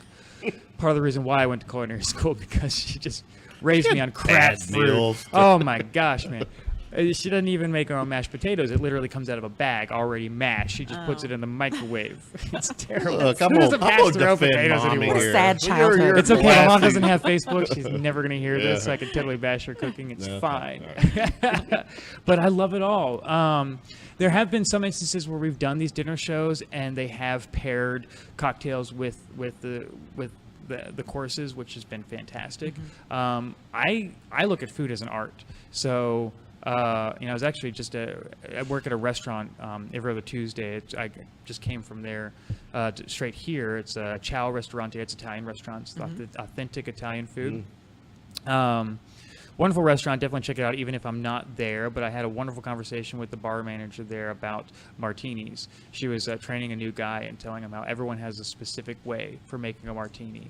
They prefer it. If you go in and order a martini, and I'm not just a whiskey guy, I love a good martini as well. I have a specific way that I prefer to drink it, but sometimes, and that's where the conversation was led, is I love just to be able to tell a bartender, make me a martini. Or if I go to a bar where I know the bartender is very, very handy and very crafty, I'll tell them just make something, whatever you want. I'll often ask people, what's your favorite cocktail if I'm looking for a recommendation, because they're the artist, right?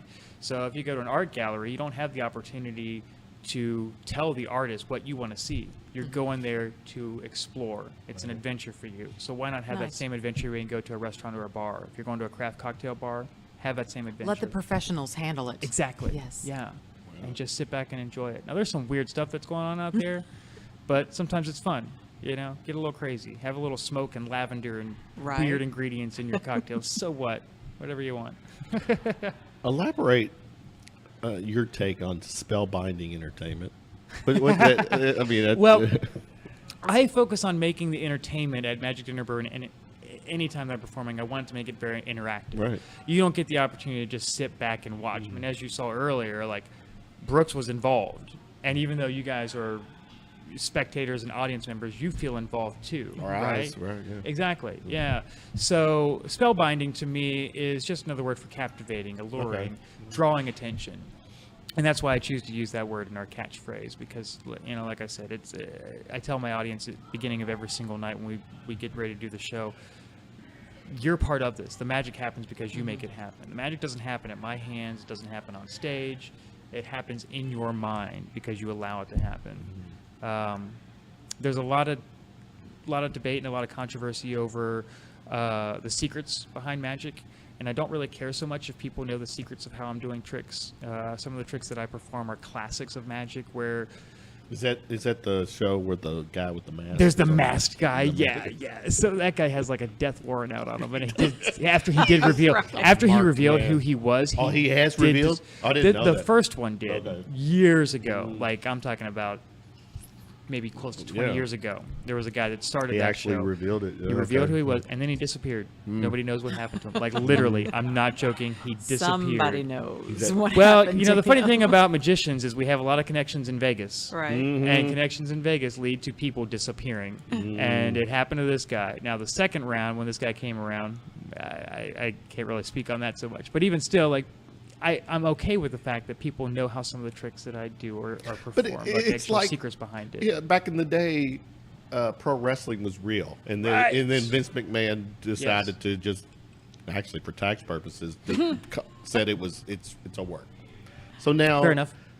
I mean, I'm sure the old school mentality take on with music or magicians. You're going to struggle with that all night long. Well, aren't you? see, what screwed me is, did you check this out? Listen, Stu, tell him who your dad is. Oh, my dad's the drummer for a band called the Dazz Band, or was formerly. Let's whip it, baby.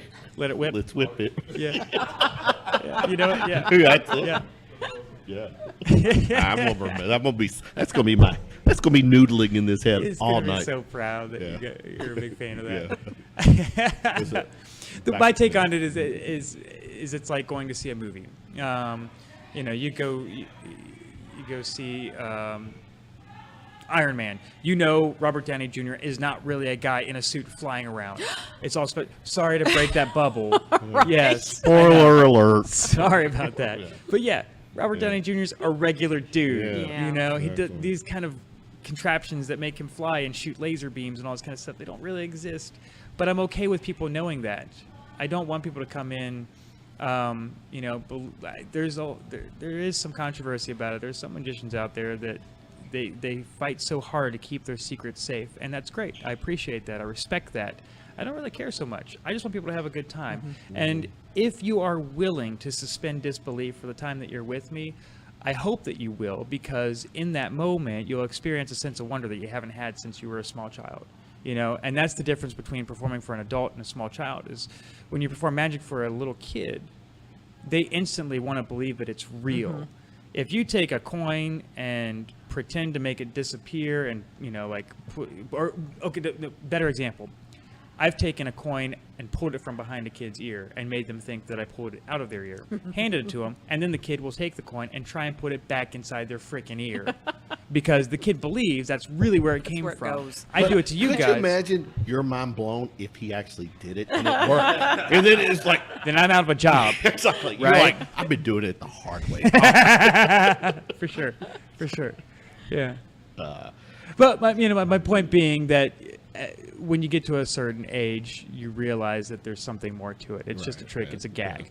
And I love dealing with people like that. I mean, I don't really like doing kids shows so much because of that aspect. I like playing with the fact that you know this isn't real. And that takes it to a next level because now you understand I'm just playing with your mind, right? Also a certified hypnotist. I received a certification in genuine. Don't look him in the eye. That's like you're really pulling the whammy on me. Then. Right, yeah. So I also do comedy hypnosis shows. I don't do hypnotherapy. The guys that trained me are very experienced in hypnotherapy. That's their bread and butter. That's majority of how they make their living. But they also do these workshops where they teach entertainers and magicians like myself to do magic on a stage and make a funny show out of it. And it's hilarious. Have you guys ever been to a comedy hypnosis show? No, I actually have not. Oh my gosh. It's so fun. But you're in comedy, so you haven't seen that or don't know? Okay. Oh. Even in the early stages, I didn't think it was real either. I've been to comedy hypnosis shows at a comedy club. I've seen it on TV, and my first thought was they must have paid these people a lot of money to act stupid and run around in their underwear. I mean, so you thought it was part of a hoax? I thought it was. Yeah, I've seen it on Ricky Lake. That's good, dating myself a little bit. Wow. Yeah, right? Haven't heard her name course in a Let's really see if we can long get time. Ricky Lake trending tonight. Hashtag Ricky Lake Hashtag hypnosis. Ricky- So I remember seeing it on her show. I remember going to a comedy club in Cincinnati at Go Bananas and seeing a hypnotist there, and I was like, it's all fake. Have you ever had a trick just go horribly wrong? I mean, not define horribly. I mean, you mean like injury or something like that? No loss of limb. Right. But, just not what you were hoping I mean, for. sure. Yeah, sometimes. So really, the person that you cut in half turned out to be cut in half. Nothing like that. Right. Yeah, The tiger no. actually ate No, the nothing girlfriend that bad, was of in the course. box. I mean, I can't really think of anything off the top of my head because I usually have some kind of a backup. Mm-hmm. I mean, if things don't work out, I mean, it's happened before. I've had a trick that didn't work out so great, and I've always had some kind of a backup, some better trick to perform to make up for it, at least. Right. No blood, no harm, no foul. Not yet. Not yet. Yeah, I stay away from those kind of tricks. I mean, they're out there, and Are there really? yeah. It's I keep contemplating. Let me catch the bullet. Shoot. Yeah, shoot it there's at my that. hand with the prestige.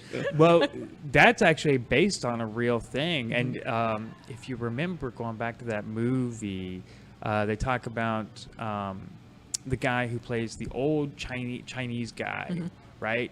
And how he faked it so that he could actually pretend. He would pretend like he was an old, feeble Chinese man. What so movie is that- this? This I is missed The it. Prestige Oh, with yeah. Christian Bale. Yes. Hugh Jackman too, and right? Hugh Jackman Yeah, as well. yeah. Yeah. So that particular character is based off a guy named Ching Ling Su, and he was an American, very, robust American man in his 40s, who pretended to be a very old Chinese man because he knew he could book himself very easily if he was an exotic old Chinese man doing magic. He did the bullet catch, and it didn't work out so well.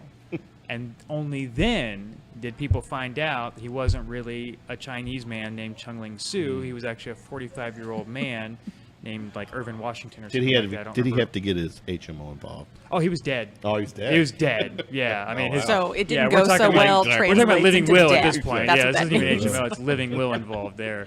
So yeah, that's when it. Only then. So that aspect is actually based off of a real character in history. The bullet catch is, that's taken some people out. Ill-advised. Exactly. Bullet catch is Go back. ill-advised. What's your take on someone like Houdini? Love Houdini. The cool thing about Houdini, well, okay. Just imagine if Houdini incorporated bourbon in his. Right? Oh. I don't know what his take was on drinking. I feel like he was a very straight cut kind of guy. He because he did more than just magic. He did those feats of endurance. He did escapes. He was beyond magic. Right. But the fascinating thing about Houdini is even at that time, there was a much greater known magician in the world. His name was Howard Thurston, and few people know about Howard Thurston because when Howard Thurston died, he did not have a publicist. When Houdini died, he had a publicist, and that publicist made sure that his legacy remained. Oh, yeah. And so you have all these stories about Houdini and seances and wanting to come wife. back, and his wife trying to find him and the Password, password. yeah. And this is decades after he's gone. Right. And without He those still stories, lives on. I mean, that whole storyline lives on. Yeah. every year on October 31st at the Magic Castle Right. in Hollywood, California, they have a exactly. seance and they try and bring Houdini back. Very cool. Well, Still haven't succeeded, but they're doing it every single year still. 'Cause I the mean, tickets sell. Yeah, exactly. but the percentages say that it's in their favor as long as they keep doing it. Well, yeah, true. Well, what about someone like David Blaine? These more Sure, yeah. up to date guys. I like David Blaine. Okay. I've met him before. I've been to his show. He was actually here in town this past summer and was at the Louisville Palace. It was a fantastic show.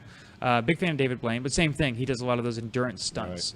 Right, The documented. I mean, Yeah. he held a Guinness World Record for holding his breath underwater for about a week, and then some asshole came in and beat him.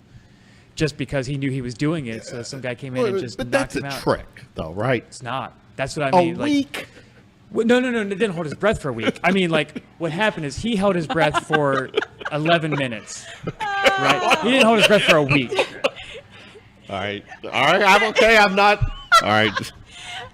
What? I've seen that hint of recognition in your eyes like 15 times tonight. Like, wow. Well, I mean, a week would be a world one, record Kevin. for sure. Yeah, really. Good one. Guinness was all over that. What about like Chris Angel? Not a big fan. No, yeah. Well- But he incorporated that whole kind of rock. Yeah, the that, rock star. Yeah. What I don't like about Chris Angel is that he doesn't really like to admit that it's a trick. He buys into the character 100%, which is probably the same reason if he was around today, I wouldn't like that Chung Ling Soo guy, because he wanted everyone to believe that he was somebody he wasn't. Like no one really saw him out of character. Very secretive about Right. that. Yeah, I mean there was no discretion. I mean there was 100% discretion. And the only people that knew that he was faking it, I guess, were his wife and children. I don't even know if his children even knew how he made a living. But for Chris Angel, he does what seems to be or did. I don't think he really does the show anymore. Yeah. But at the time, it was kind of presented as a reality TV show. Right, There's some guy just hanging out in Vegas. He has his magic show in Vegas, and he just rolls around and does amazing feats of illusion just on a whim.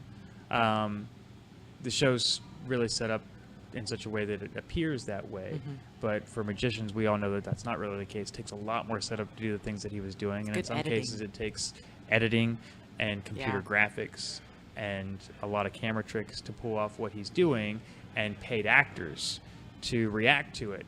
And so, yeah, the look on your face is what's telling me, like, this is what I don't like about Chris Angels, because for a while there, people believed he was really doing this stuff. And Now, Stu, during your stand-up, do you have paid actors that laugh out in the crowd? exactly You like know, I that, should yeah. look into that. Even if I'm not funny, I'll appear to be funny. Sure. That's kind of weak if he's supposed to be the mind freak and like he's paying actors to Right. freak out. I mean, I give him credit. He's making a lot of money.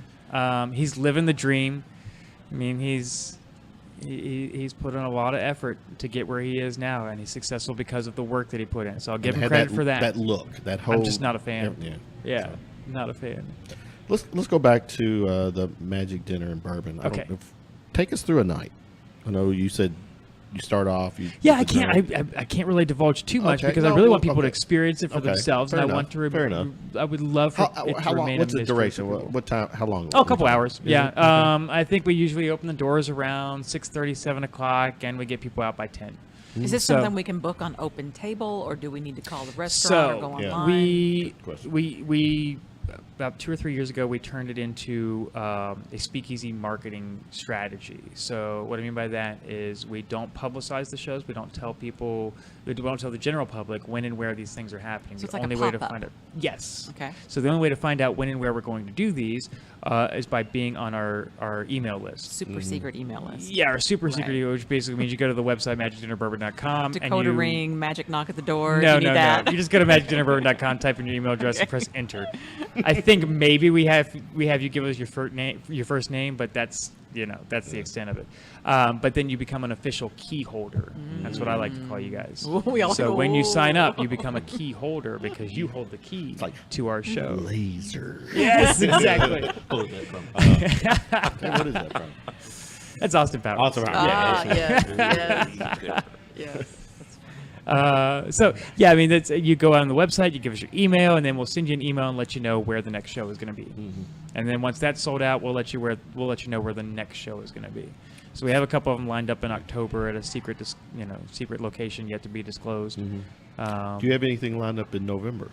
At the moment, I don't believe so. We need to talk. Okay. November 17th. Okay. I'll All talk right. to you We'll after talk. the show. We'll talk offline. Yeah. Sounds good. I'm excited. Um, You got to make sure that you call me a magician and not a musician instead, though. My Or dad's you the could start. musician. You could start like humming in your act, and that way, Whip it, baby. Oh, that's a great song. All right. He's gonna be so happy to hear I this. know. All right, I'm gonna throw some questions at you. What I call my little round of shots. Okay. Quick Q&A. Have some fun with it. First concert you seen? Don't say the Dazz Band. Well, I mean, my dad. After I was born, my dad was in a number of cover bands. Okay. So I did see him play, and he's actually getting ready to do a reunion show with his band Shades of Time. Well, see, you're throwing me a curveball here, and I'm Okay. The Dazz Band. I thought that was a all black band. He was the drummer, so it didn't count. Didn't matter. He was the white guy in the background that nobody paid any attention to. Would you believe I just told you my dad was black? That would have been. That would have been like That's the ultimate magic trick. Yes, that's exactly what I was thinking. You just Like, this guy's good. Yeah, call. he's really good. Good call. Like his dad. That's the magic started from his dad. The first I'm gonna make a legit white guy. tickets to Simsalabim. Simsalabim. Surprise, Dad. I'm Caucasian. All right. So, did you say the band? I just totally missed it. Did you say the first concert? What was your first concert? I when I was about 15, maybe 14 years old, I bought tickets to see the Foo Fighters before they got really big. Like right when Dave Grohl first went on tour, Gotcha. saw them play. Oh, Mudhoney opened up for him. It was awesome. Yeah, I was a big awesome. Nirvana fan, but I never got a chance to see them play. So Foo Fighters is the next best thing. What celebrity would you like to be stuck in an elevator with? What musician would you like? No, I'm serious. Let's say celebrity. I'm kidding. What celebrity? That's a fascinating question. It is. Celebrity. Yeah. So normally when you think the word celebrity, you think just actors, but that can No, go beyond, right, right? Yeah. Neil Tyson deGrasse. Yeah. Oh, wow. Did I say it right? Or Neil deGrasse Tyson? No, it's deGrasse Tyson. Neil Tyson deGrasse. Neil I thought it was Neil deGrasse Tyson. Is it? flipped. Neil deGrasse Yeah, Tyson. yeah, Yes, okay. Neil All right, deGrasse okay, Tyson. all right, Yeah. okay. Yeah. What was the last picture you took with your phone? Be honest. Oh, We're all adults you here. want to see it?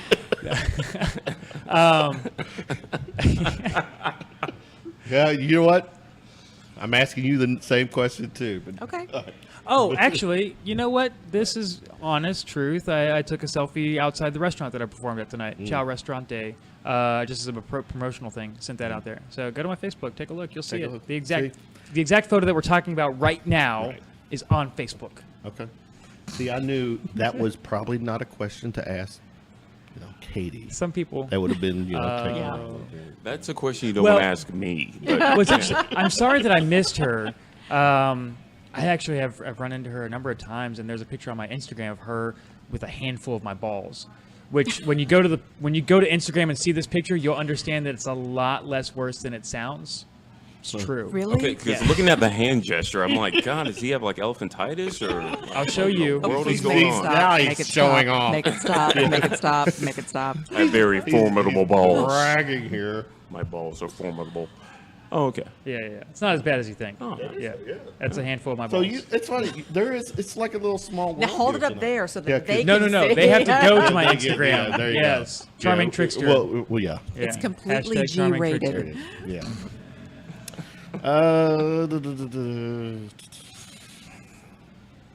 Yeah, where do you go after that, right? It's a bit of a struggle.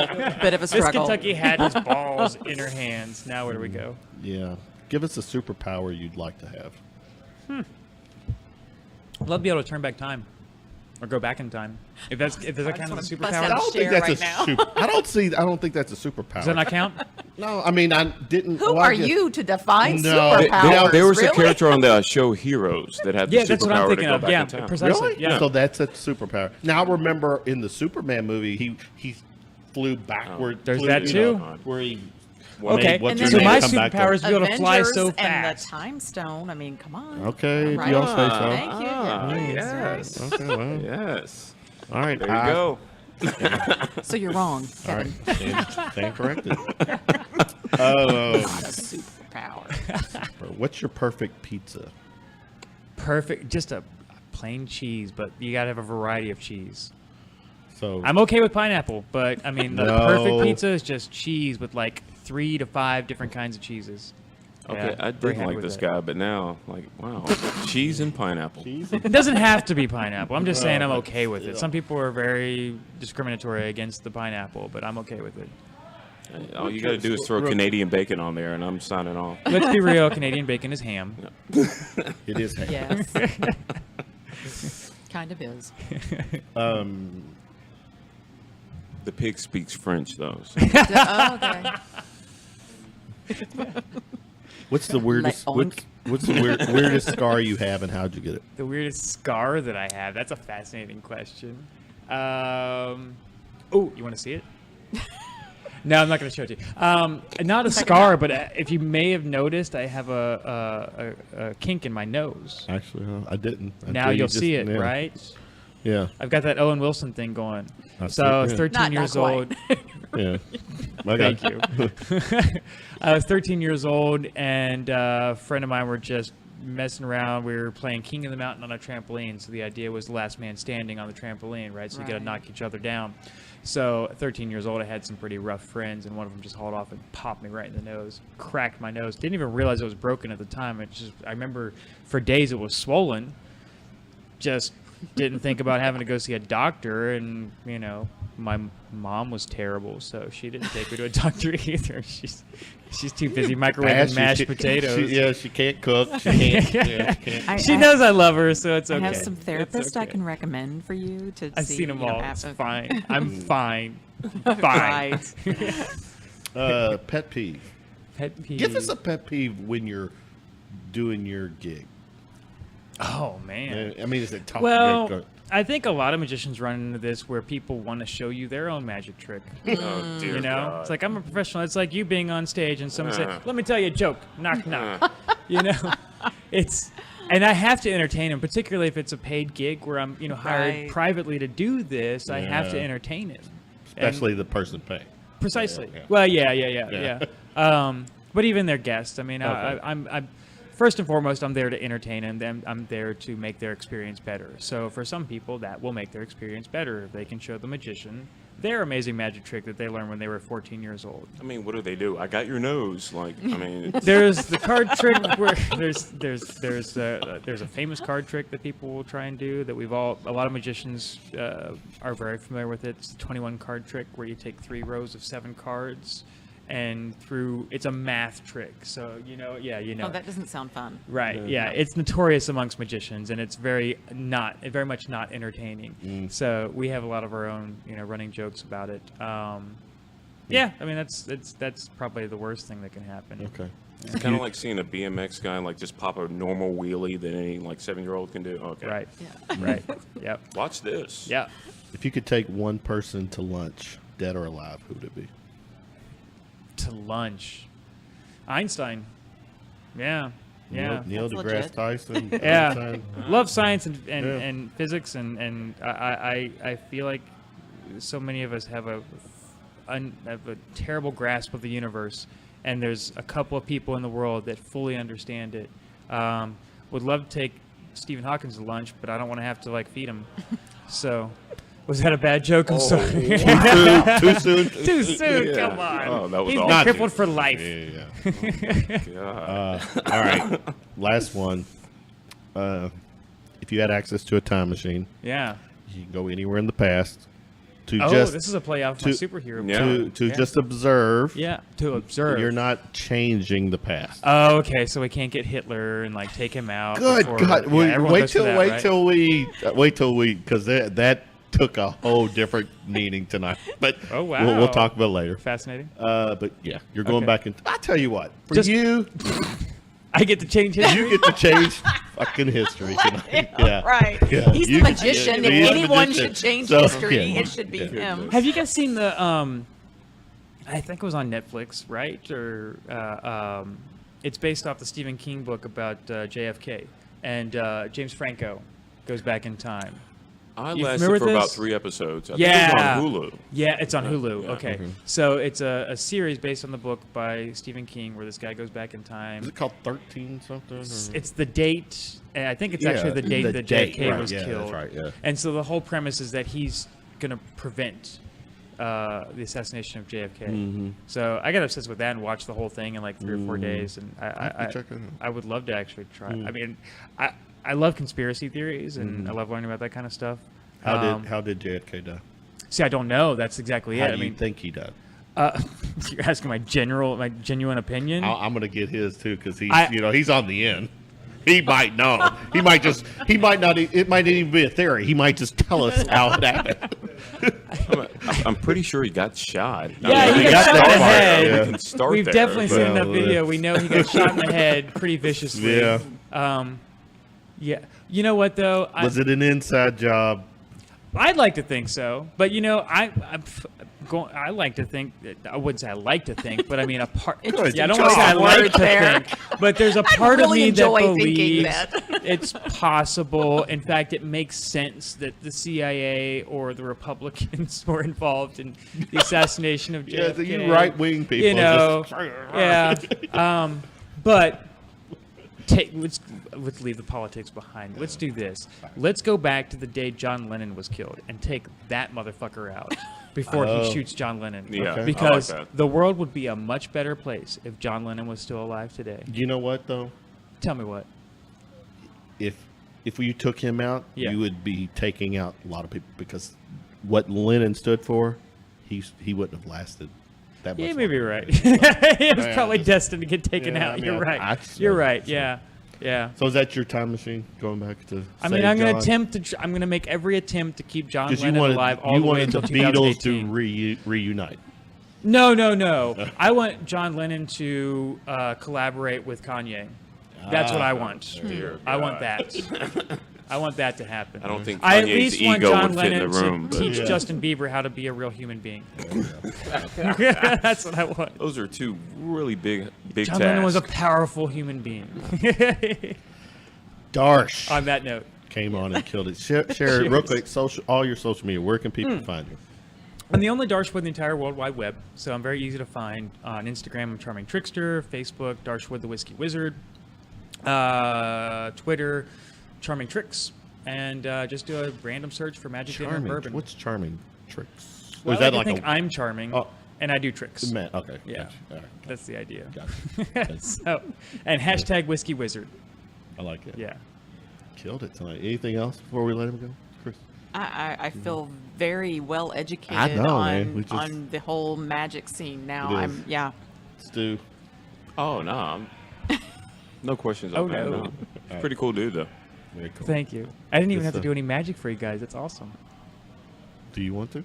I mean, I can. I was prepared to. I brought go. a deck of cards. Come on. Let's do it. How much time do we have? Just go. Infinite time. Infinite time. We have the time stone, so That's we right, are all good. exactly. I mean, it is my show, so yeah. Fantastic. Okay, I thought maybe we could do something like absolutely 100% impossible. Would it be best if I got the camera closer to because where I'm at right now, people can't see it. So Not that's what- necessarily. Okay. Doesn't really matter. Doesn't really matter. Yeah. Because But, it's I all mean, in your the mind, important Kevin, thing is, we're I don't know paying if they can see attention. that. They're all different. Can you guys see Okay. that? You guys see that? Yeah, we see it. We You all guys see can it and confirm that agree. they're all Yes, different cards. they're Trust all us. different We're cards. That's we're not paid actors gonna give him a so he's gonna have to impress us. Got it. Kristie, okay, I'll even give him a quick shuffle, just so you know. Okay. Yeah, real deal. Could you cut the deck? Just take one half, or less than half, or more than half, whatever you want, and move it off to the side. You're gonna cut to a specific card. Cool. All right. Complete the cut. This is your card. Okay. Got it. You can't peek. I can't peek. Did you see it? Yeah, I didn't know I wasn't supposed That's to all peek. right. that's Okay, all right, all okay. right. It's okay. So just now don't we'll tell give it anybody. another cut. In fact, I'll keep cutting the Oh, cards we have to until do it you again? say stop. Because he looked? Don't look. Yeah, All it's right. all right. We can use the same card. I'll keep cutting cards until you say stop. Oh, I'm supposed to say, okay. Whenever you want. Now. This is where you want to stop? Yes. Mhm. Cool. Kevin, I want you to think of a number between 1 and 52. Don't say it out loud. There's 52 cards in this deck. The possibility of me knowing in advance which card you're going to pick is 1 in 52, right? Now, I don't know because it's 1 Or in do 52, right? The possibility of that card being in the exact position of the number that Kevin is thinking of right now Ooh. is not 1 in 52. That's actually 1 in 52 times 51 times 50 times 49 times 48 times 47 Which is a and lot so of on. math. It's actually 23 quintillion.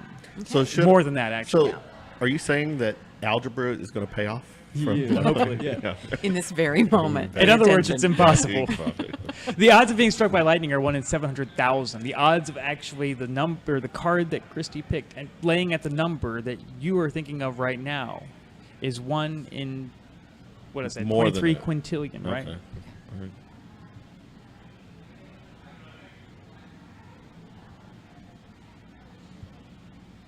Keep in mind, I'm not going to change the position of the cards whatsoever. Right. They're going to remain like this. What's the number you're thinking of?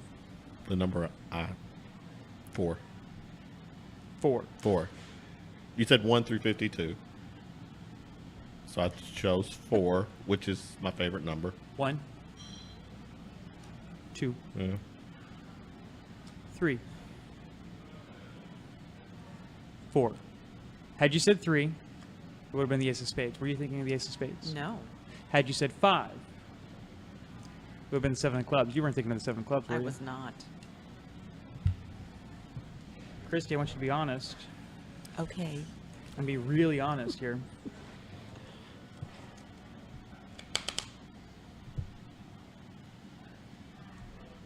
Do you see your card anywhere in the deck? I do not. Bollocks. Number 4. What was your card? 2 of hearts. 1 in 23 quintillion. No fucking way. Come on. You In other gotta words, be kidding me. impossible. But my job is to make the impossible possible. God. He's good. He's legit. That's legit. We did not That play is the along. 2 wow. of hearts. This man is legit. Wow. Well, that's worth booking, magic Right there. dinner and bourbon right there, Yeah. folks. Absolutely. Come see good. us. Yes. We'll feed you. We'll get you drunk. And then we will mess with your Yeah. head. Imagine all this. With With the spell bu- binding, no spell less. binding, Spell with a binding. good bourbon buzz. Magic. Good God. Wow. The Darsh. Thanks for having me, guys. Good stuff. Let's get busy.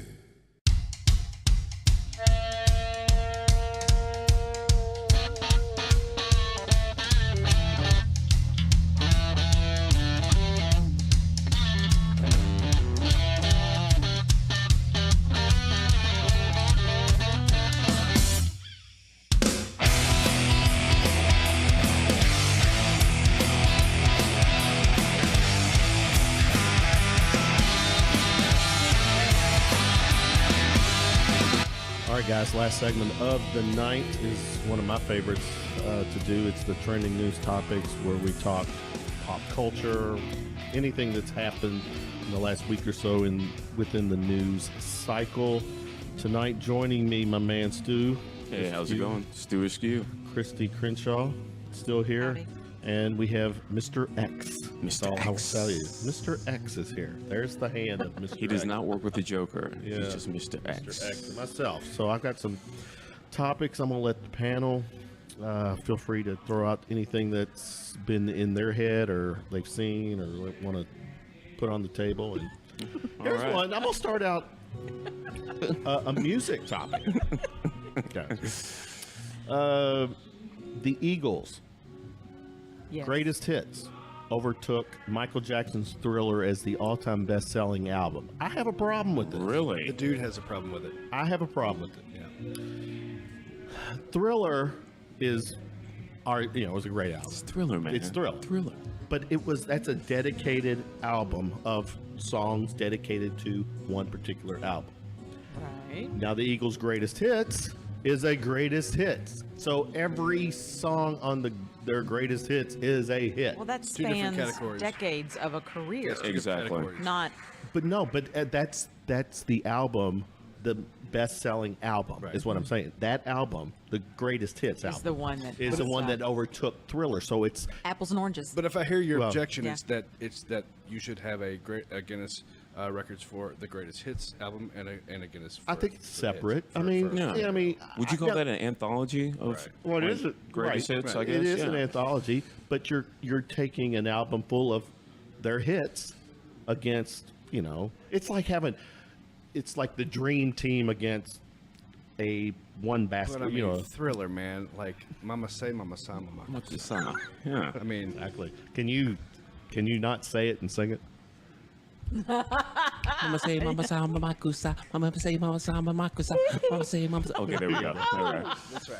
So that was my take. Here. Okay, that's definitely cheating. That would be like James Cameron taking Avatar and Titanic and being like, I made the best movie of all time. box Because set. if you combine these two, Right. then, that's... It's like comparing a chapter of a book to an entire bestseller on the New York Times bestseller Exactly. list. So that's what You I'm can't do getting that. at. I don't think but they're getting credit for it. They're the sheer volume, the units that are, so. I think that may be also because the Eagles generation just discovered like iTunes and buying like albums on the internet. So it's like, oh my goodness, I can get all these songs. They from got my off. childhood. They got off of MySpace and said, "Hey, we had tonight. We've had MySpace trending. I say Trending. but what did we talked MySpace and we had something else. A couple of things that We don't need to school. revisit. I mentioned Bumble, and you did not know what Bumble was. I've or heard. is. You I've don't heard know of it it, either. but I mean, no. I can't remember how I referenced it. Someone said something that made me say, "Well, I get to choose.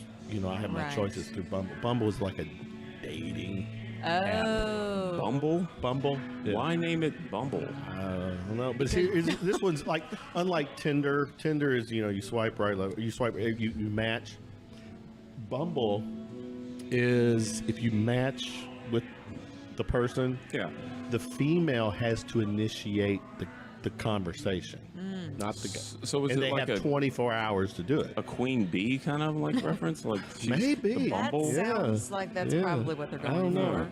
I'm just, Bumble. Yeah. I wonder why it's not more popular. I mean, when No, you hear like- Tinder, Well, actually, it is pretty popular. it is. Yeah. Okay. Well, when I hear Tinder, I think like dating app Tinder.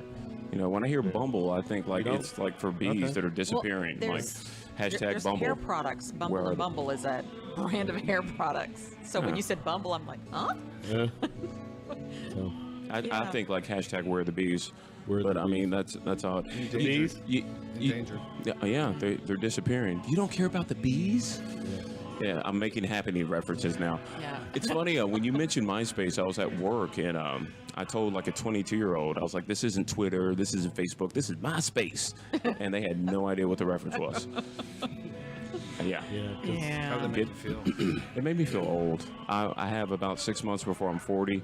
And yeah, it's So great. Thanks for insulting me without really even knowing. Well, Because once you get to I'm past that mark. Well, once you get, we were in high school at the same time, for God's sakes. But you said you were getting ready to turn 42. Is that No, he's 42. Mr. X? Well, I'm older than him. oh, good for you, Mr. X. Yeah. Good for me, right? Oh, well, yeah, you go, girl. Yeah. Mr. Capital X. I figure once you get to like 37, you're kind of in the same group until you get to like, I don't know, 55. Then you kind of start creeping. So that's when death sets in for you. It's No, like- no, That no. You means just death is you- around the corner for Right. me. It's no fake. I know I'm rounding third and heading for home. There's no way to get out of this hole without digging it deeper. I'm just gonna let that go.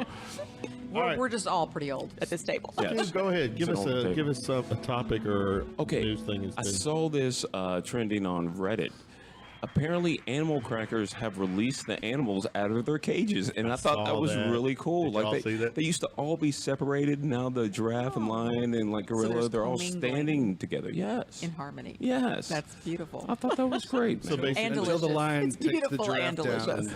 exactly. That's what I'm rooting that's- for. for now, they're getting along. That would be great if they had like a reflector, like where they're all standing together, and then there's total discord, like when you shift it to the right. Now, technically, that if you go by that one book, 2,000-year-old book, they would have all gotten along back then too. True that. So maybe there's a little Bible reference in there. I got to stop eating animal crackers. Yeah. Something to ponder. Christy, you? I'm drawing a blank, to be quite honest all right, with we you. can- Yeah. We'll come back around. So, Circle back. Mr. X, Yeah, I'm in the same boat. Oh, come on. same boat. I- Well, no, that's fine. I've caught you off guard. And usually I have topics, but I do have topics. But I thought Bring I'd it. give everybody a chance. Do you realize 1 year ago today? I love these things. Was this spectacular solar eclipse? Where were you all at when we had that one? That was the big because it Right. was like here in Hopkinsville was one of the Yeah, the points. meccas for Yeah, everyone right. to like come from other And states. that to was like check it out. it went dark for almost 3 minutes there Yep. Huh. in Yeah. Hopkinsville. Now here I remember it wasn't dark, but you could tell the difference. I went outside Yeah, and took a picture yeah. of like. The Did you have the reflection on glasses? No, I didn't. No, I just didn't look directly into the sun. I took a but- picture of the reflection on Did my you have the- skin. It was I kind was of at a weird. convention in Lexington, and they gave us glasses, and we got to break from the convention for about a half hour. And Yeah. go That's out and pretty take a cool. look. I think that was a great. I mean, that's once in a kind of a. Well, I was behind a bar at the time, and like everyone started going outside to kind of check it out, and it really didn't appeal to me that much because I mean, as a kid, I remember an eclipse came through, and it's just oh wow, it's an eclipse. Okay. Yeah. Yeah. Now, if something like cool kind of happened during an eclipse, like like waves kicked up and like dolphins were able to speak, Right. that would be cool. That would be amazing. Yeah. And then like once it passed over, the dolphins couldn't speak anymore. That would be sad. But regardless, we would have had a nice like 3 to 4 minutes where we Right. could talk to dolphins. So I'm not taking it there. I just wanted to talk about dolphins. claiming a topic because one came to mind. And depending on which news network you frequent, you've got a different take on it. Former CIA Director John Brennan got his clearance yanked. Good topic. Well, I'll put it on the table first. I've got my own take on it. But go ahead. No, actually, let you Well, keep so- going. Yeah. So the outrage is that a former CIA director should keep his clearance for consulting with future administrations and particular material that would have transpired under his watch that would be valuable for future consulting. It's been that way for decades. But it has been. However, the basically the playbook is that the one can maintain their clearance, and I had a top secret clearance for about a decade. One can maintain their clearance as a former head of the CIA so long as they act according to the rules of someone who's still in the CIA. So going on MSNBC and running your mouth about the commander-in-chief does not fit that model. So I mean, it's within Trump's purview to do so if he wants to. I've got my own take on that. I've got my own extra grind. Do you believe that's why Trump revoked it, though? I'm sorry? Do you believe that's why Trump revoked it? Just him appearing on media or appearing on what he perceives as liberal media? Well, I think it doesn't really matter. I mean, it doesn't matter. But Like, the question according to- is, why do you think Trump revoked Well, it? Was it because- for media or liberal Well, media? I think he viewed Brennan as a political insider that was an enemy, just like another party would do the same thing.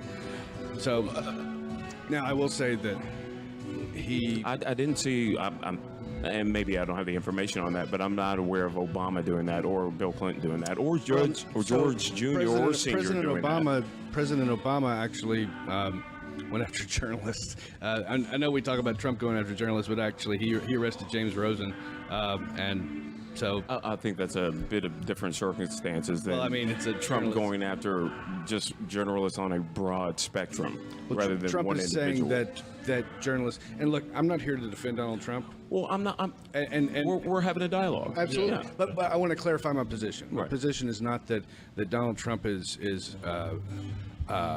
right on anything in particular. I will say that if I can provide context on some inside baseball, that I'll do so. I think the Obama administration did some things with regard to media that it didn't like that went much further than the Trump administration did. I need a case in point. James Rosen. Oh. James Rosen, absolutely. But what I'll say is that it's indicative of the fact that there is a larger media presence against a Trump presidency than there is against an Obama presidency. And who created that? Well, I mean, Given the past history of the Trump before he fact- started running no, to office, What created that is the fact that journalists tend to trend left because that's their psychological makeup. Like that's just typically your artists and your creatives and your journalists tend to be left, and that's okay. But what happens is those mechanisms if they don't have a check, they tend to run amok, and here we are in a place where I think they've run amok. okay, when you say journalism tends to lean left, one thing about that liberals are this is known great for. radio to me. I've got a right and a left here, and this is. And what do you mean by right and left? I've got a problem with right and left. Okay, you brought that into the conversation. I'm just trying to defend, like when you talk about the media tends to lean liberal. The thing about that ugly word liberal is that they are usually more progressive and more about social change. So whereas, if I may, a conservative is more about just more than fiscal conservative. They're more about keeping the status quo as is, because conservatives, at least for the past, 50, 60 years, have been rich white males who have most of the power in the country. Therefore, when it comes to the liberal media, which is a lot more for the minority and change, they can appear to be more left. But in that case, they're more honest, rather for change and for what's going on. So to say more honest, okay, first of all, to say that, okay, the Republican Party, well, that's a long story. We won't go deep into that history. You can talk about the Republican Party 2 years ago, and I can be on board. When you talk about the Republican Party now, it's a different animal. So I don't think that so what happened 4 years prior to Trump's election, you had a decent guy, Mitt Romney. I'm not a big fan of him politically, but I think as a person, he's a decent guy. Yes, I had no problem with Mitt Romney. So he was painted as, Hitler on Family Guy. Okay. Continue. I'm sorry. So, he cut somebody's hair in preschool. Therefore, he was a bigot and a bully.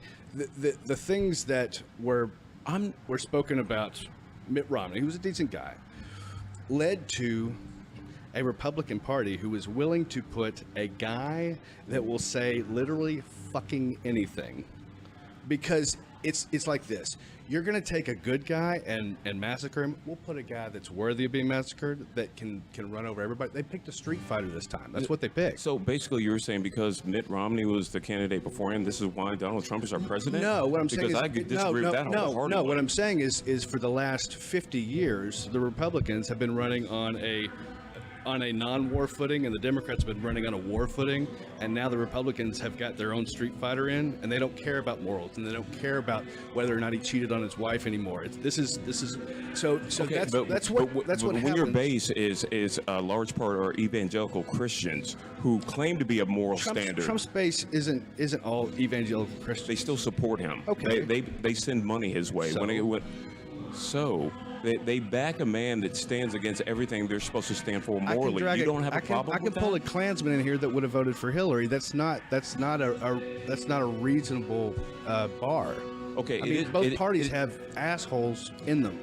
Okay, it's not a point of when this election was going down, people would talk about the worst of two evils, which is absolutely asinine. Sorry, the what? Worst of two evils, which in my opinion is absolutely asinine. You had one person who basically got the candidacy off as celebrity, a person who riled up bigots in his base and bigots all over, allow me to finish, bigots all over this country that perpetuated the rumor that our president was a Muslim infiltrator that demanded to see his birth certificate. This same man won't release his tax returns to this day. Remember in the campaign, I'll release them after I'm elected. This man who has had inner dealings that are now slowly but surely coming out, and I'm not just talking about with Russia, I'm talking about with him as a businessman. Okay, this man that is of low moral standard, basically a celebrity TV show host. You're making my point. I'm not here. I'm not here to defend Trump. I'm saying that the last 50 years have led to a logical progression where a Trump gets the nomination and wins the election, not because he's great, it's because Hillary lost the election. Okay. Hillary was a bad candidate. Yes, I agree with that wholeheartedly. That's why the election went the way it did. Because of super PACs, we didn't have Bernie as our candidate. Right. But that being said, that was the meddling. Yes, mm-hmm. I believe Trump is president because of the last 10 years, 8 of them being, or my bad, the 2 years before his candidacy, the 8 years before his candidacy, where we had a black president. That's where this backlash came from. I listened to Republicans on the Hill, including, our Mitch McConnell, say that it doesn't matter who he tries to elect to the Supreme Court, we're not going to allow it. He could resurrect Ronald Reagan. He literally said this verbatim. That's just blackballing whatever you're trying to get accomplished. That's not politics. But that's not the betterment of the country. but That's just politics. That's taken out of context because How is that taken out of context? Because you're not carrying the history of what led to that. You're not bringing up Judge Robert Bork. You're not bringing up the Simpson-Mazzoli amnesty. You're not bringing up the things in history that led. And I'm not saying that one side is right or wrong over the other. I'm saying that this was a logical progression in a game theory equation between two entities, and it's playing out and it's making sense. Okay, being that Donald Trump is our president and being like when Barack Obama was elected, the things that I heard from black people, especially being in the restaurant industry, you're giving the American public way too much credit for being that knowledgeable.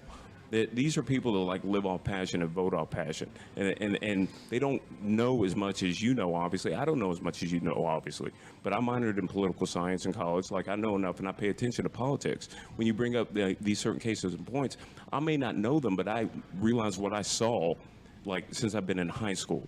Like when I saw the O.J. Simpson verdict, like I remember like sitting in my political science class and people jumping up. You know what I'm saying? Before black people. You know what I'm saying to myself, and white people just being stunned when it was just a rich man getting off. That happens all the time, but when it was a black man, white people were appalled.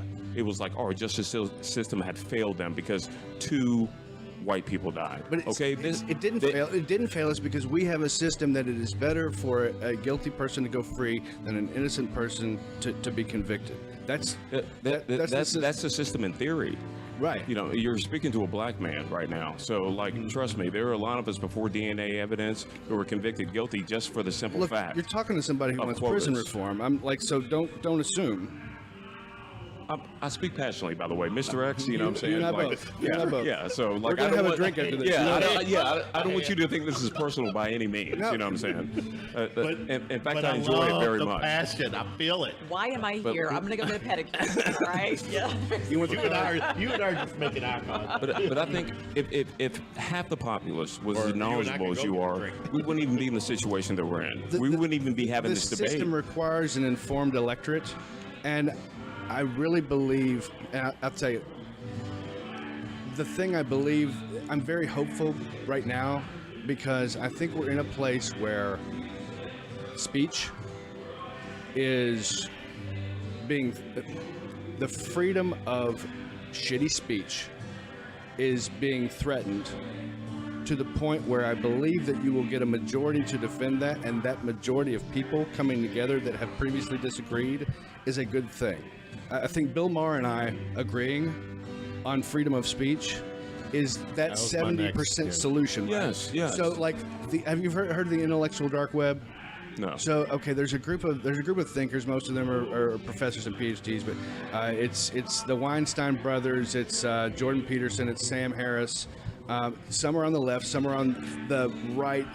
I don't like left and right as a framework, and I've got reasons for it, and another format will go into that. Another way to divide. Go ahead. But yes, but they are about trying to figure out how to create frameworks where they can come to a consensus, right? And I think too often in the single serving media bubble that you and I consume potentially, we're given two solutions, and I think too often there's a third solution that you could get 70% behind.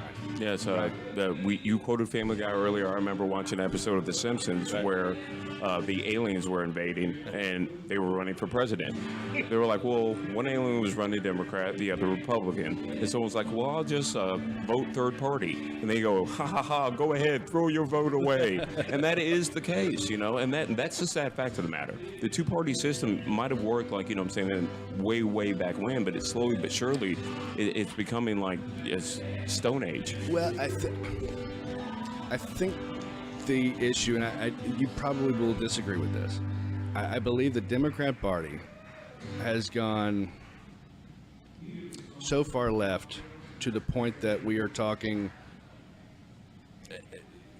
I mean, when we're talking about Bernie, okay, as a mainstream, right? Like Bernie wasn't a mainstream in any decade prior to 2010, Yeah, 2010. Right. Maybe, right. So, and anytime you're in a negotiation with another party, you know, the point is to try to come to the middle where you get more.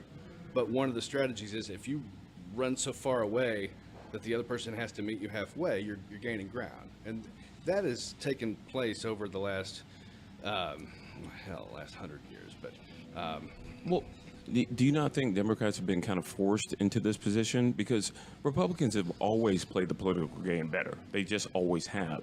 To quote Bill Maher, the Republicans are the party of bad ideas and the Democrats are party of no ideas. And it seems like they always are content to stay stagnant in moments where they need to stand up and like take a stand on certain issues. well, I think the two parties historically, you know, when you're talking about candidates, Democrats fall in love, Republicans fall in line. So, you know, so the very true. Republican picks the guy that's next in line. Historically, this was supposed to be Jeb. This was supposed to be Jeb Bush. Right? And he was one of the first. about that. He was one of the first dominoes to fall. Right. Yeah. And the Democrats, That's a damn good you one. know, I forgot about that. by contrast, would fall in love with a Bill Clinton or a charismatic Barack Obama. When Hillary, you know, if Well, there was a time when Howard Dean was the front runner, like against George. Yeah, and that drove him away. Like that's what he got driven away for being passionate. I never understood that. you know, man, He said, "We're gonna do it. We're gonna take this thing." And it was, oh my God, we can't. Can't be our candidate. Why not? He was passionate. He was honest. He was open. I got to bring this up. As Mr. X talks, Kristie and Stu are looking over at X, and it's just funny. He's not in the picture, clearly a he, and it's like they're Mr. looking at. What are they looking at? Yeah, so, Mr. X. Look at those guns. But no, I mean it's when I hear people like down the left, like they're too far left, just like Republicans, I believe everyone is, when it comes to fiscal issues, they are conservative. When it comes to social issues, a lot of people want to be more progressive.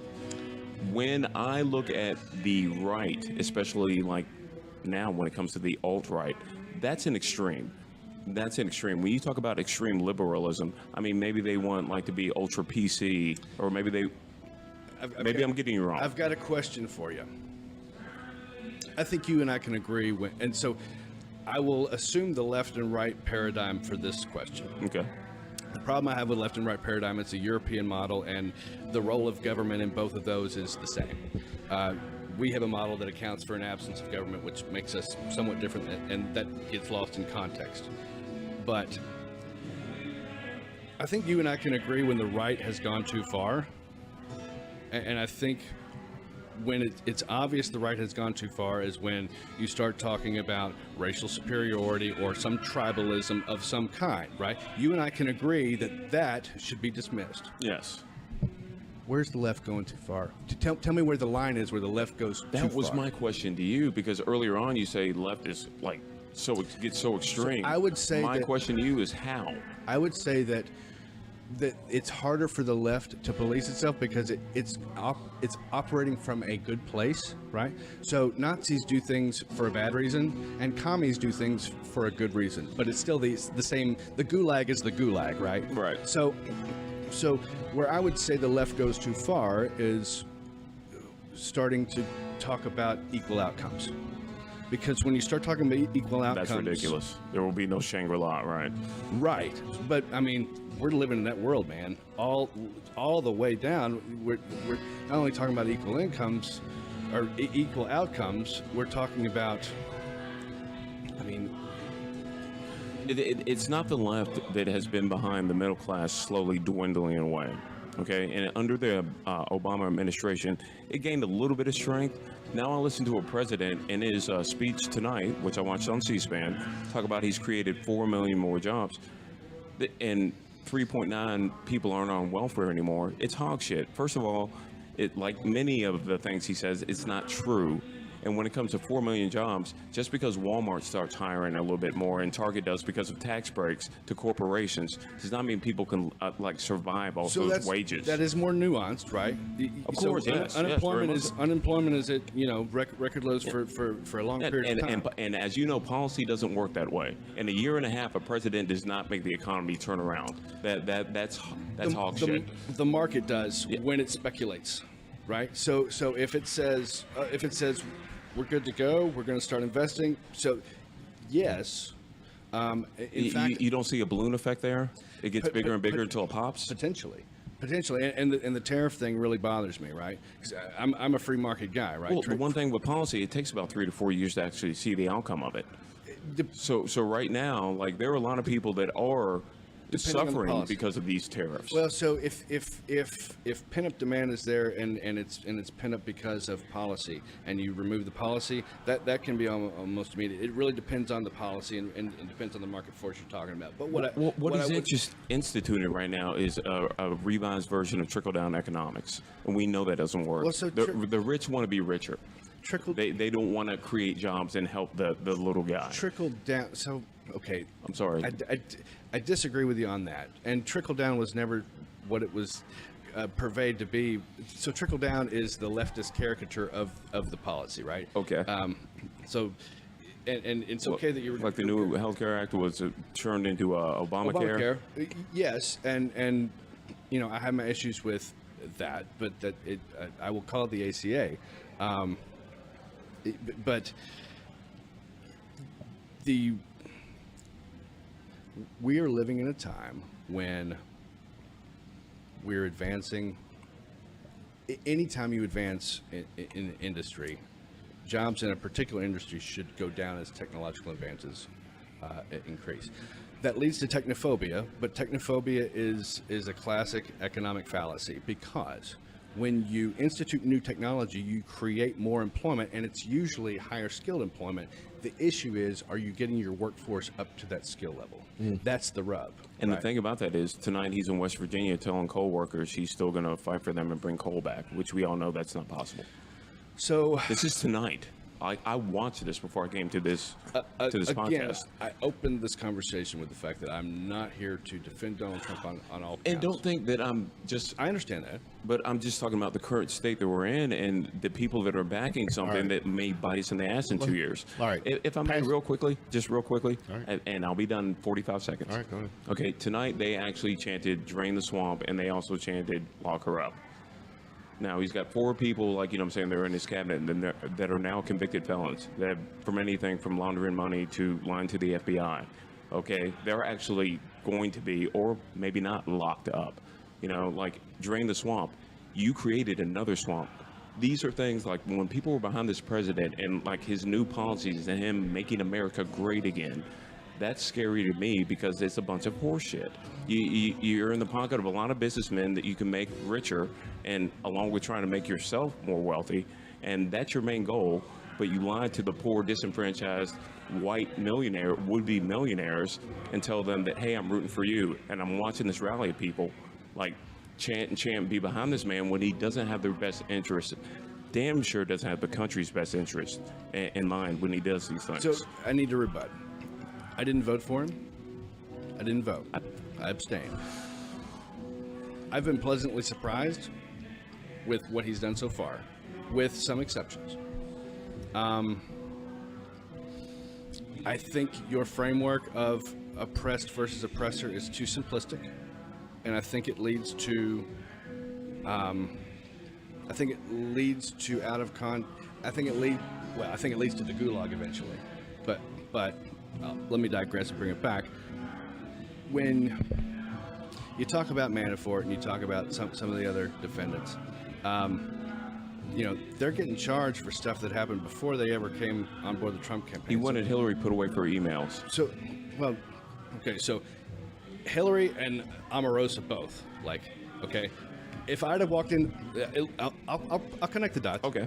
So if I walked into the situation room with a cell phone and secretly the situation room, Omarosa and Shake Weight. Let's move on. Is a skiff. That's a secret compartmentalized information facility. Right. Yeah. I totally get that. Okay. Broke the law big time. Like I'd be Now, Hillary using a private server, yes, it could have been possibly been hacked. You know, information could have possibly been leaked. It Things that wasn't. she Through the did investigation. I would be It's under the jail something that when I had a top secret other clearance. secretaries of state have done it. There have been many people. You're conflating the use of a private email with the entirety of what Hillary did, and that's too long a story. Okay, fair enough. Fair enough. Too long a story to go into. But what I can tell you as a professional in the intelligence community for a decade, who had a top secret clearance, had I done what Hillary Clinton did, and the FBI wrote an acquittal prior to the investigation concluding, that I'd be under the jail. I would be under the jail, man. Like that's, and I'm okay. I'm not saying this as a Trump fan. Well, I'm just saying, not happy about it. If I was the kid out west who like killed people, like, you know what I'm saying, a drunk driving accident, fled to Mexico, then was caught, and now is like still like on probation, like free, you know what I'm saying, basically walking around because his parents had money. Yeah, you know, that's what money does. I don't know what you're talking about. Well, I don't have the names, you know what I'm saying right now. What I'm saying is money does a lot of things. For like a difference between me getting charged for like a possession of fucking marijuana, or some kid getting charged with a bottle of. Money is one of the greatest advancements in human evolution. Okay. Because. Okay. I know what money is. Money is power. So people with money have a lot more power than the disenfranchised people that don't have as much money. You're looking at the paper, man. It's not the paper. It's value, right? So you want to make a lot of money. You want to make your first million, reach 1 million people and make their lives better. Okay. Are there people that make 1 million that don't do that in this market? Yes. Yes. But that's not me saying that this is a total free market. We do have a crony capitalist system that has been corrupted, and I have problems with that. But what I'm saying is that if I sold pies for a living and you sold cars, all you'd have to do if we were trading is wait me out because my pies are going bad. Money's just a durable placeholder for us to exchange value. I'll give you a better example. If I worked my way up to be a great businessman and then made just a stupid decision, lost millions of dollars, and claimed bankruptcy, I'm fucked. Donald Trump did it 4 times. No, you're not. Do you know how many people I've dealt with that have had multiple bankruptcies? Well, you know how many you know how many entrepreneurs have had multiple bankruptcies? Like, you have to fail and fail and fail and fail to win. Okay, do you know how many people have tried to get there and gone bankrupt and it ruins their life? Absolutely. A lot more than the wealthy people that have gone bankrupt. A lot more. Man, let me tell you something. Bankruptcy exists for a reason. That's not laid at the feet of capitalism. That is Price's law. Okay, so that's a natural occurring curve. It rules things like, okay, so I'm listening. When you're talking about album sales, okay? You're in here. You know how many albums are produced every year? Okay. But do you know how many artists get the bulk of the sales? Talk to Tony Braxton about that. Right, exactly. So Lady Gaga is over here, and so basically the square root of the population is producing at least half of the productivity. That law rules the height of trees in the Amazon, the gravitational pulls of stars. That is not to be laid at the feet of capitalism. That's just a natural law, right? Okay, you just compared a human construct to the weight of the stars. Yeah. Those are 2 entirely different things. No, they're not. Economics is nature, man. Economics is nature. It's nature. Really? It's the nature of decision making. Really? Absolutely. Okay, we're going to have to agree to disagree on that. Let's go. All right. I like you, Mr. X. I like you, Mr. X. He can justify his arguments. I like it. All right, name this year, guys. The song, yeah. This is a line. Let's go to a more serious topic and get really. I like it. I want you all to let's come on. Let's have some fun. All right. Name this year. The song, one of the hit songs. This is how we do it. Gangsta's Paradise. 1993. No. 96. Close. The Oklahoma City bombing. 96. 94. 94. It's 94. 95. OJ. Verdict. 95. Oh, And the person at this table was Miss Kentucky. Ding ding ding. 95. 95. Well, I Googled you because I'm Googled. Right. I pulled The you year up, that I and then it was like competed 95. at Miss America, Chantel Smith, who was Miss Oklahoma, won. Really? Interesting Do you think it factoid was for you. sentimental there? No, I don't think it was sentimental. She was a great contestant, and she was very talented. But I would imagine that just being able to discuss that issue in your interview probably made for a really great, substantial. And I'm looking at 95, interview. Christy Hicks, Barstown. Yeah. Vocal, Stormy Weather. Yeah. That was, You I got were that picture on my wall. 1989 Kentucky teen. Man, you must have been well, you still are gorgeous, but I'm talking about Yeah, Well, it's been a few years. We're working on it. We're working on getting back in fighting shape. But no, it was a great experience. The Miss America organization paid for 75% of my college fees and expenses. Have you all already scholarship. talked about the changes? We had Miss Kentucky here earlier, so we talked. Okay. Yeah, we talked a little bit, That's what I but we figured. didn't talk a whole lot about that. Yeah. Can I make a statement on that? Oh, good Lord. When I heard they were doing away with the swimsuit, I was like, oh God, right? I sat next to my wife in the Miss Kentucky competition, and they had the swimsuit. I hadn't been to a Miss Kentucky competition, and I got to tell you, I was a little uncomfortable. Like, it's a different thing, and I totally see why they're doing it. Like Miss USA, why they're getting rid of it. Miss USA is still doing it. That's brand differentiation. Oh, it is? Oh, Yeah. they are Oh, doing yeah. it. Oh, I They're didn't two know different that. systems. Oh, I didn't know that. It's brand differentiation, but like Miss America is picking the future leaders, right? You would think. And sitting in that theater, it was a strange. Yeah. Well, also, in an effort to be more inclusive, if you are a woman of Muslim faith, if you are from a very modest background, you could not compete. That's true. For scholarship Right. because I never of, thought about that. of showing your flesh. I mean, I you couldn't. never thought about that. So, okay. there's So, it's a lot of widgets. It's not just about let's, Gotcha. Me Too and don't wear swimsuits and don't look at our bodies. It's not about that really. Let me go back to a little more serious one. The Catholic, the whole Catholic Oh, Church wow. thing. I was raised yeah, Catholic. Yeah. Well, Yeah. all right. Then we'll get. Yeah, I mean, we'll I get was to hear raised you Catholic. talk I now. was raised Catholic. I did get baptized in a Christian church in 2010.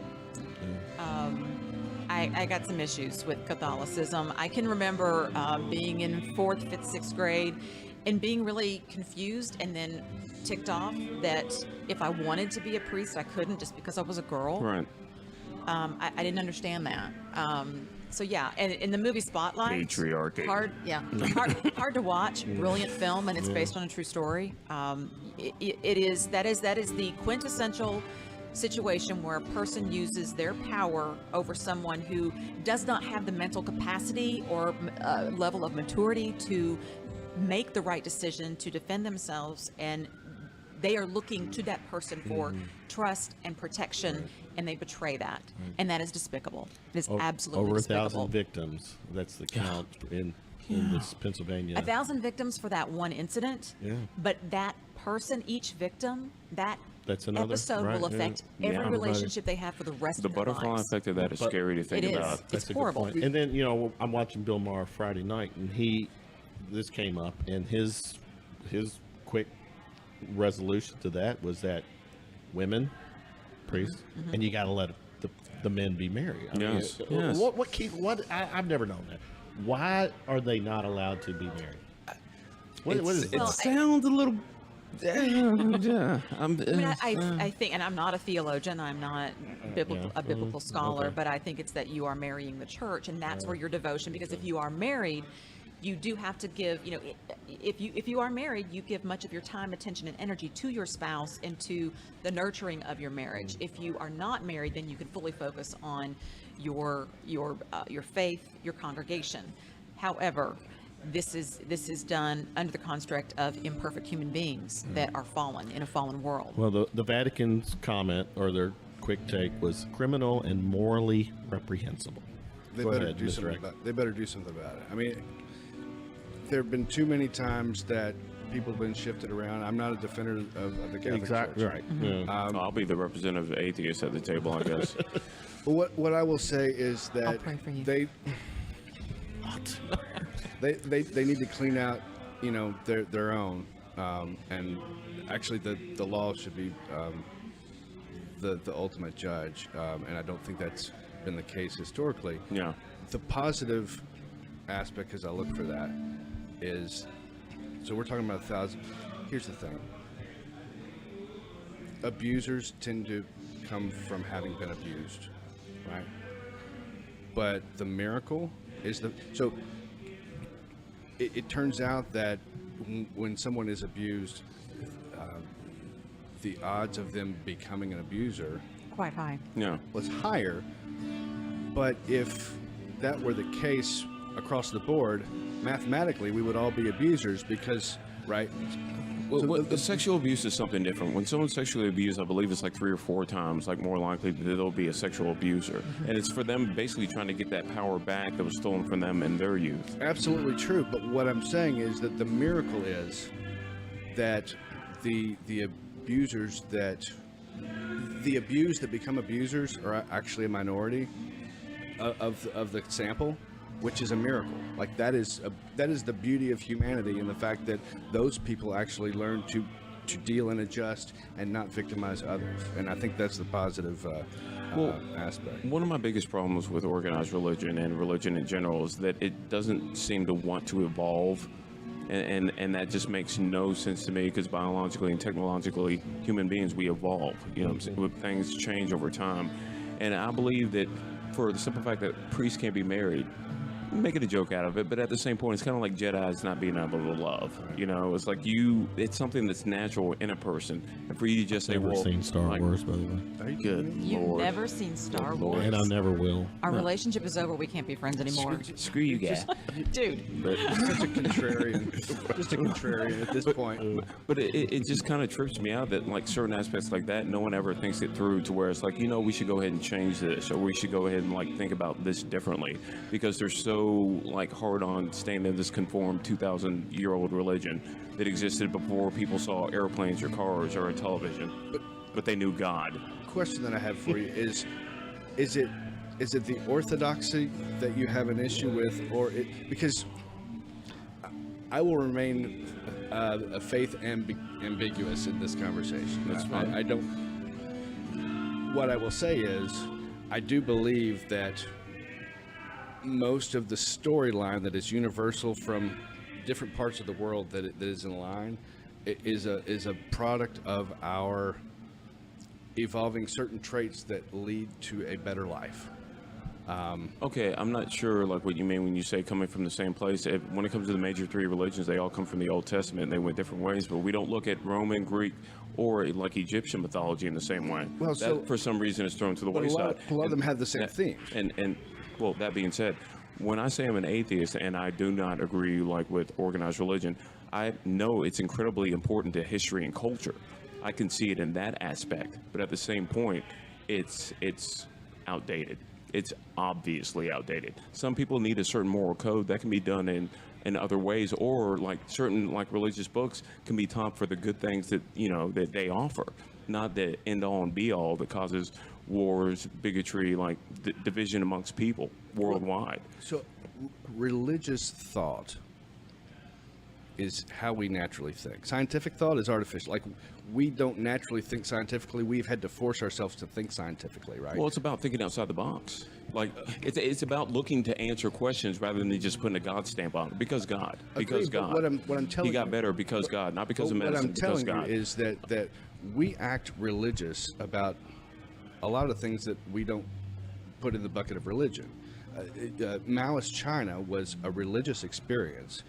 You burn the heretic. Like, it is religious thought, whether or not you call it a religion. That was humans portraying the negative aspect of religious thought to its logical conclusion.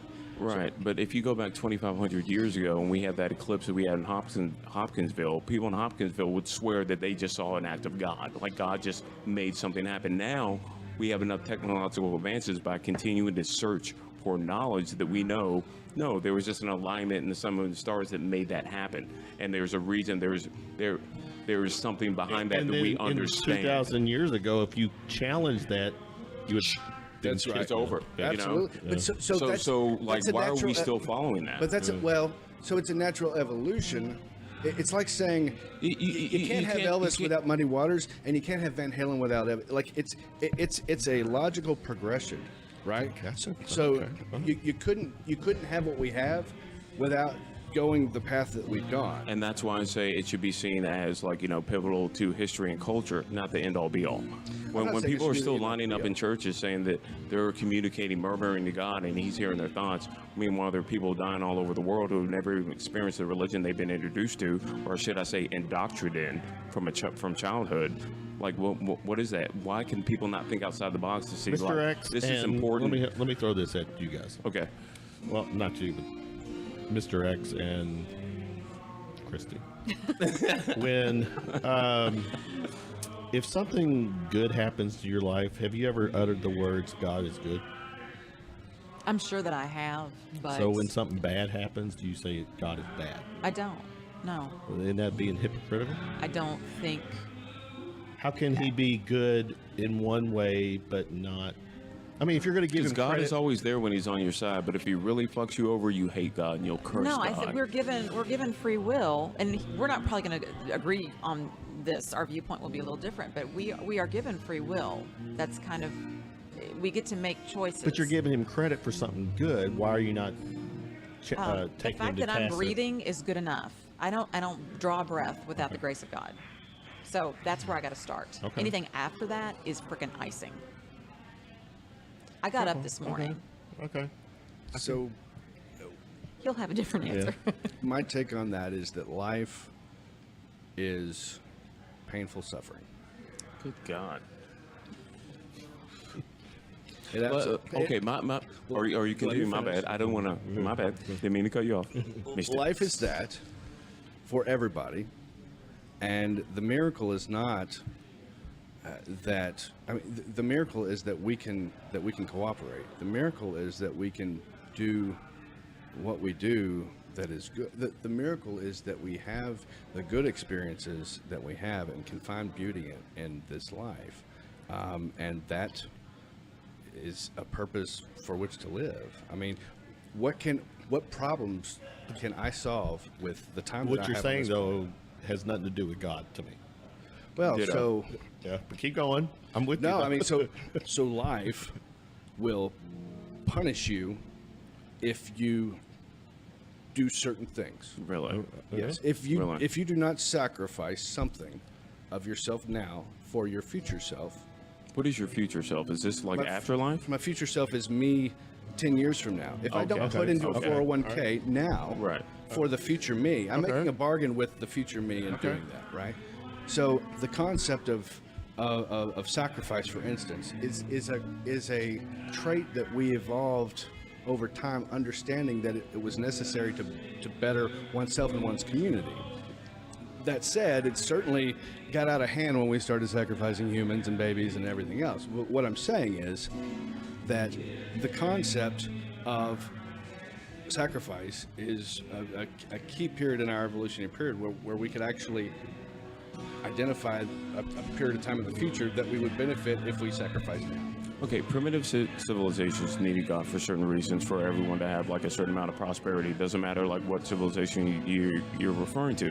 But the simple fact of the matter is, once we got to a certain point of knowledge where we knew like putting dirt in a wound wasn't going to cure it, or just like giving prayers wasn't going to make your cancer, or what they didn't even know was cancer, go away, then we should start to evolve in our thinking when it comes to the way we look at past religions. If I may finish. When it comes to the way I look at things, and the infinite nature that is the universe, the sun, moon, and stars, in that there exists love, there exists hate, you know what I'm saying? There exists like ambition, there exists like, turmoil, depression, all these gambits, you know what I'm saying? But this all exists, and that in and of itself could be considered God. I consider that existence. That in and of itself gives me the awe that a lot of people get when they talk about God or when they have that religious experience. If I can sit at the top of a hillside and look over and see the sunset, Like, I can have that feeling of God because that's in and of itself amazing that I'm on this planet in this epoch of time and I'm witnessing this.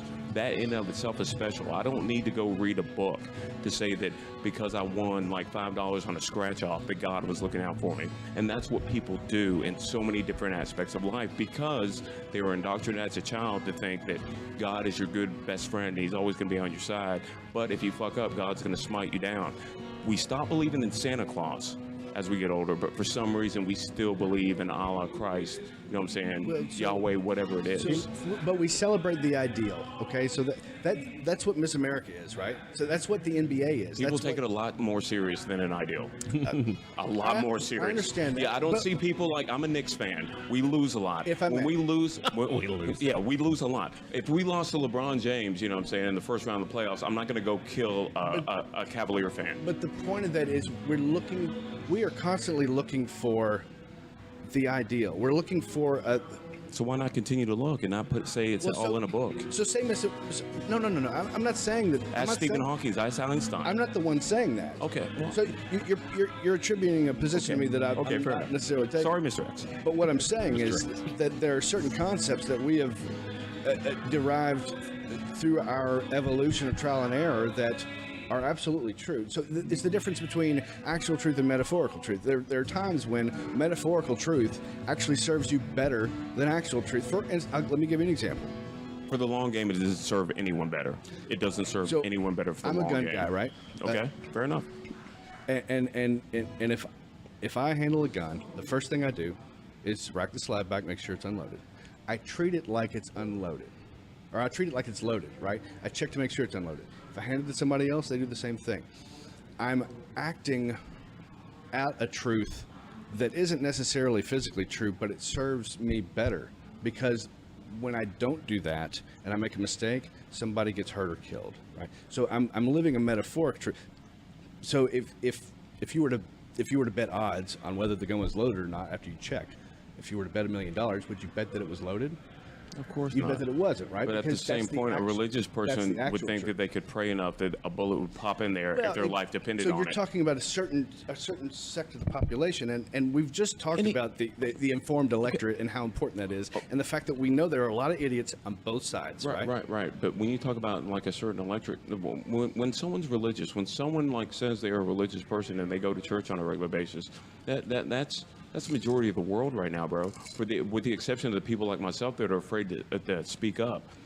Dawkins put it best, or quoted someone in saying that trying to get a bunch of atheists together to organize, it's like trying to get a bunch of wildcats in a bag. Right. You know, we are a great minority in this country right now. But when someone says atheist, automatically someone goes, oh my God.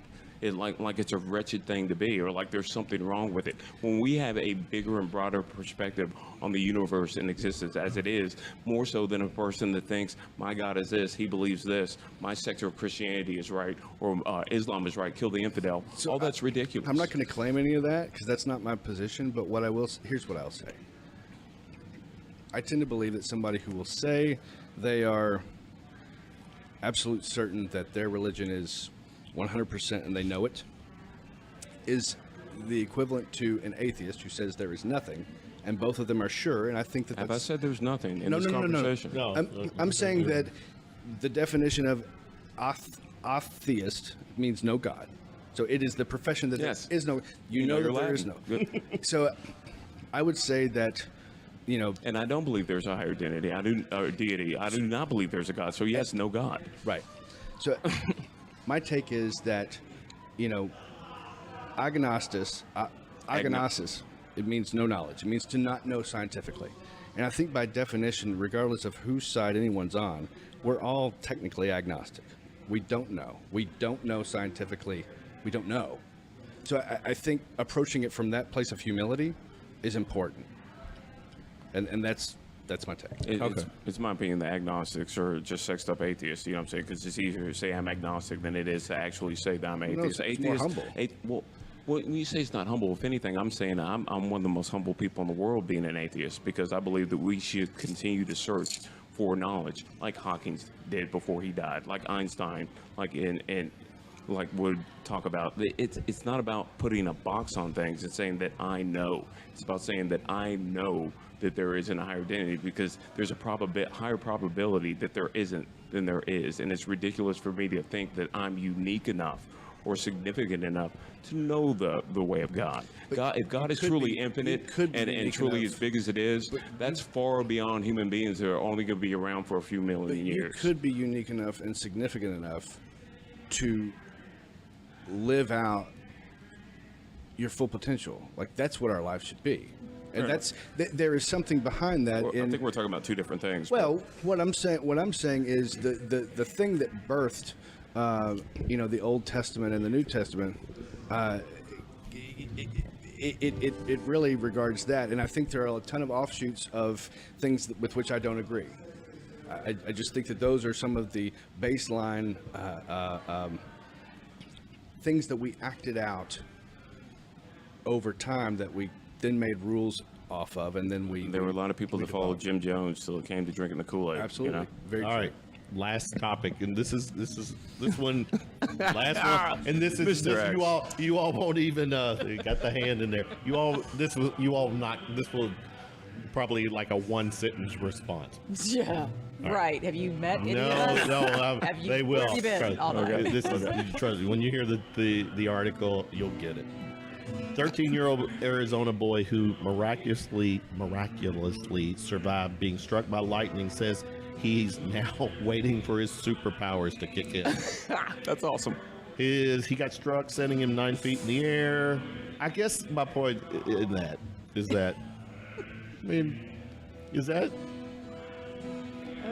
maybe you might become Electro. Throw some eels in there, and I guess that was just it's like the little icebreaker to take us home today. I wanted my round of shots. You kept threatening to ask me those questions all night long. Okay. It's overtime with shooting from the lip. Right. Overtime, yeah. Morning's going to be hard. I really enjoyed this conversation, though. It was. Honestly. Oh, man, no. It was healthy. It was healthy. Passion. There was some. I think there's too much division. Oh, there needs to be more talks from people like this. I want a tent that So let me give you an example of what I'm talking about. You have lost control. 30 seconds or less. 30 seconds. I'm going to give you a single example of how we're given two options, and that's that. Gay marriage. Okay? You got two people pointing the government gun at one another. Bake me a fucking cake, or you can't get married, right? But the question that I have is, why do we ask the state government's permission to get married? And the reason is because of the eugenics program in the early 20th century, when we didn't want blacks and whites marrying, we didn't want right. So that's the reason we do it. Why do we ask the government permission to get married anyway? Why shouldn't the government just be a civil arbiter of our property, where everybody gets a civil union for the state, and the marriage is between two institutions and the two people in their institution? If two gay atheists want to get married at the planetarium, that's nobody's business. It's when you bring the state into this man should run for office, Mr. X. It's option 3, man. And every Mr. gay X couple that are friends with me, and every evangelical that are friends with me can get behind that. Yeah. We have to find those types of solutions. You know, Mr. next X time Mr. X is on, he's going to go lucha libre and come on with a mask. Yeah, that's exactly what I was thinking. That would be so awesome. That's happening. That would be By so the way, awesome. that's going to happen. He's going to come on with a belt and everything. I just so happen to have one. Oh, really? Oh. Is that role play? Uh-oh. Is that with the whip? Yeah, the letter. Take it easy. Oh, wait a minute. All right. Not that you all know each other. They don't know each Hello. other. Mr. X. Trying to hide Mr. X's identity. Why are you showing a ring? Yeah, why are you showing Anyway, a ring? Why would you care? questions? We're going to have some questions. Let's start with you. First concert you attended? Joan Jett, Cheap Trick, House of Lords. Here in Lowell? No. Yeah. Is that really? Yeah. What about you, Can I Stu? not answer that question? No, you have to. Oh, God. The Dazz Band. It was New Kids on the Block. I went with my sister. She was a fan. I'm not even joking. Did you have the right stuff? God. What about you? Van X? Van Halen. Van Halen. Yeah. With, I hate that question. With who? David? This was Sammy. Sammy. This was Van See, Hagar. to me, Sammy's the best. that's It's Van Hagar I to gotta me. say, man, 1984 was it's their best album, one of the best albums of all time. Yeah, I love that. I'm a Sammy. Not even one of my favorites, but like just on principle, it is. God, I've been exposed. Just to throw mine out, it was in Lexington. The headliner, Billy Squire, 83. Oh, wow. But it was the opening act that stole the show that basically became... They were touring, opening up for Billy Squire right off their Pyromania album. Step inside, walk this way, you and me, babe. Def Leppard. Yeah, they stole the show. Oh, wow. Yeah. All right, give me a guilty pleasure, Kristie.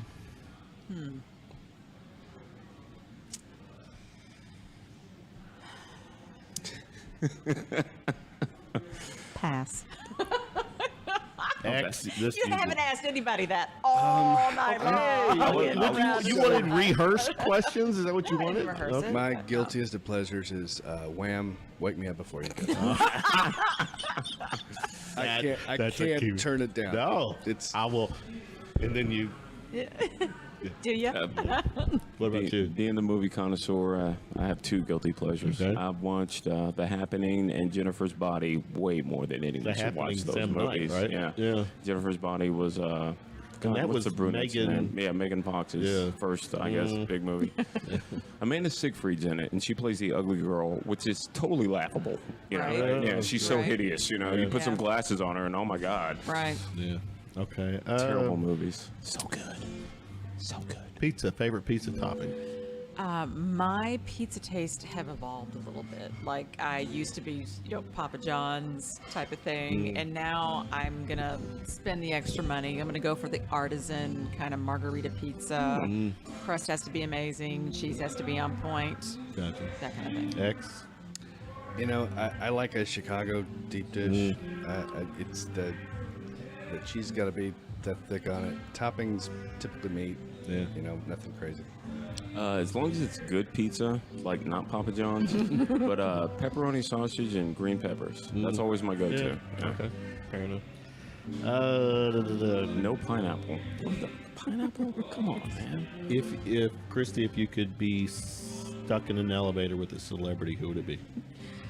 After watching the Bruce Willis roast, I'm gonna go with Martha Stewart. I hang out with her for a little bit and have some really interesting Have you seen the conversations. Justin Bieber roast? With I her? have not, but Go back and look at YouTube.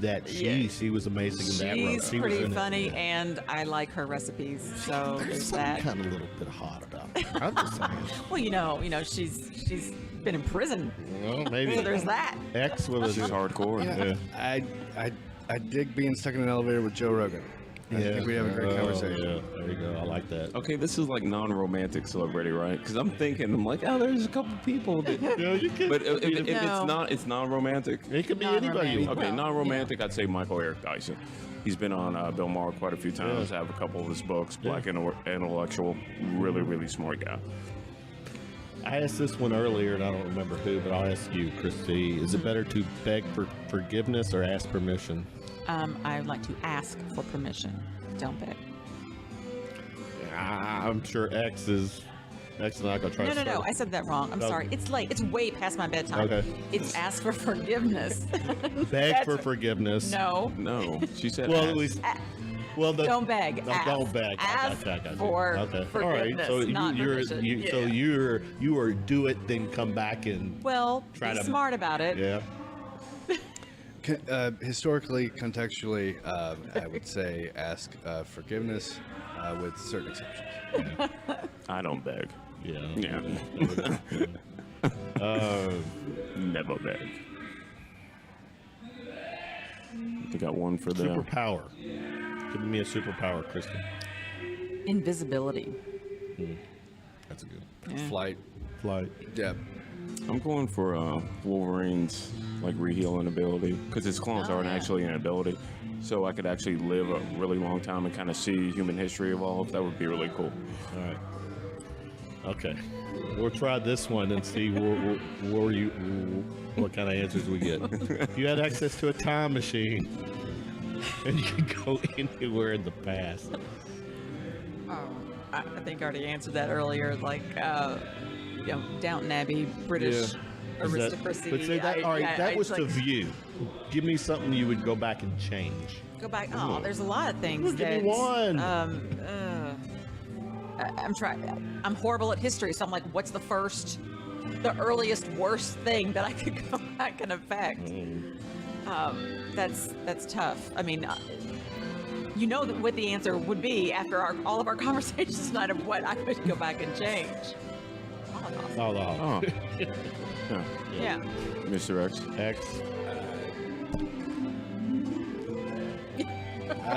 I would down the shit out of this podcast. So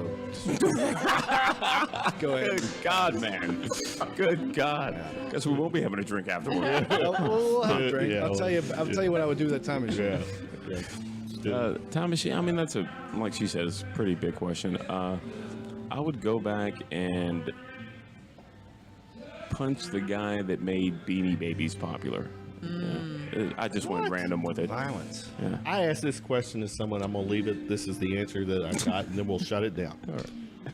Their response was, if they could change, not just observe, they could change. They would go back in time with several automatic weapons. Oh dear God! All right. And mow down those Romans who were getting ready to take out Jesus, and then look Jesus in the eye and say, "I saved you. Now what?" Yeah, and then we'd find out that when he went back in time, there was no Jesus. Dun, dun, dun. There we go. And good night. Hour and 7 minutes worth of trending. exhausted. But the time machine's believable. Is all I'm saying. Right. And we found out there was no Jesus. Stu, Kristie, X, good stuff. Passionate. Some good stuff. Jesus saves, bro. Is that the Law and Order? There was no Jesus. Bong, bong. Okay. All right. Good night, everybody.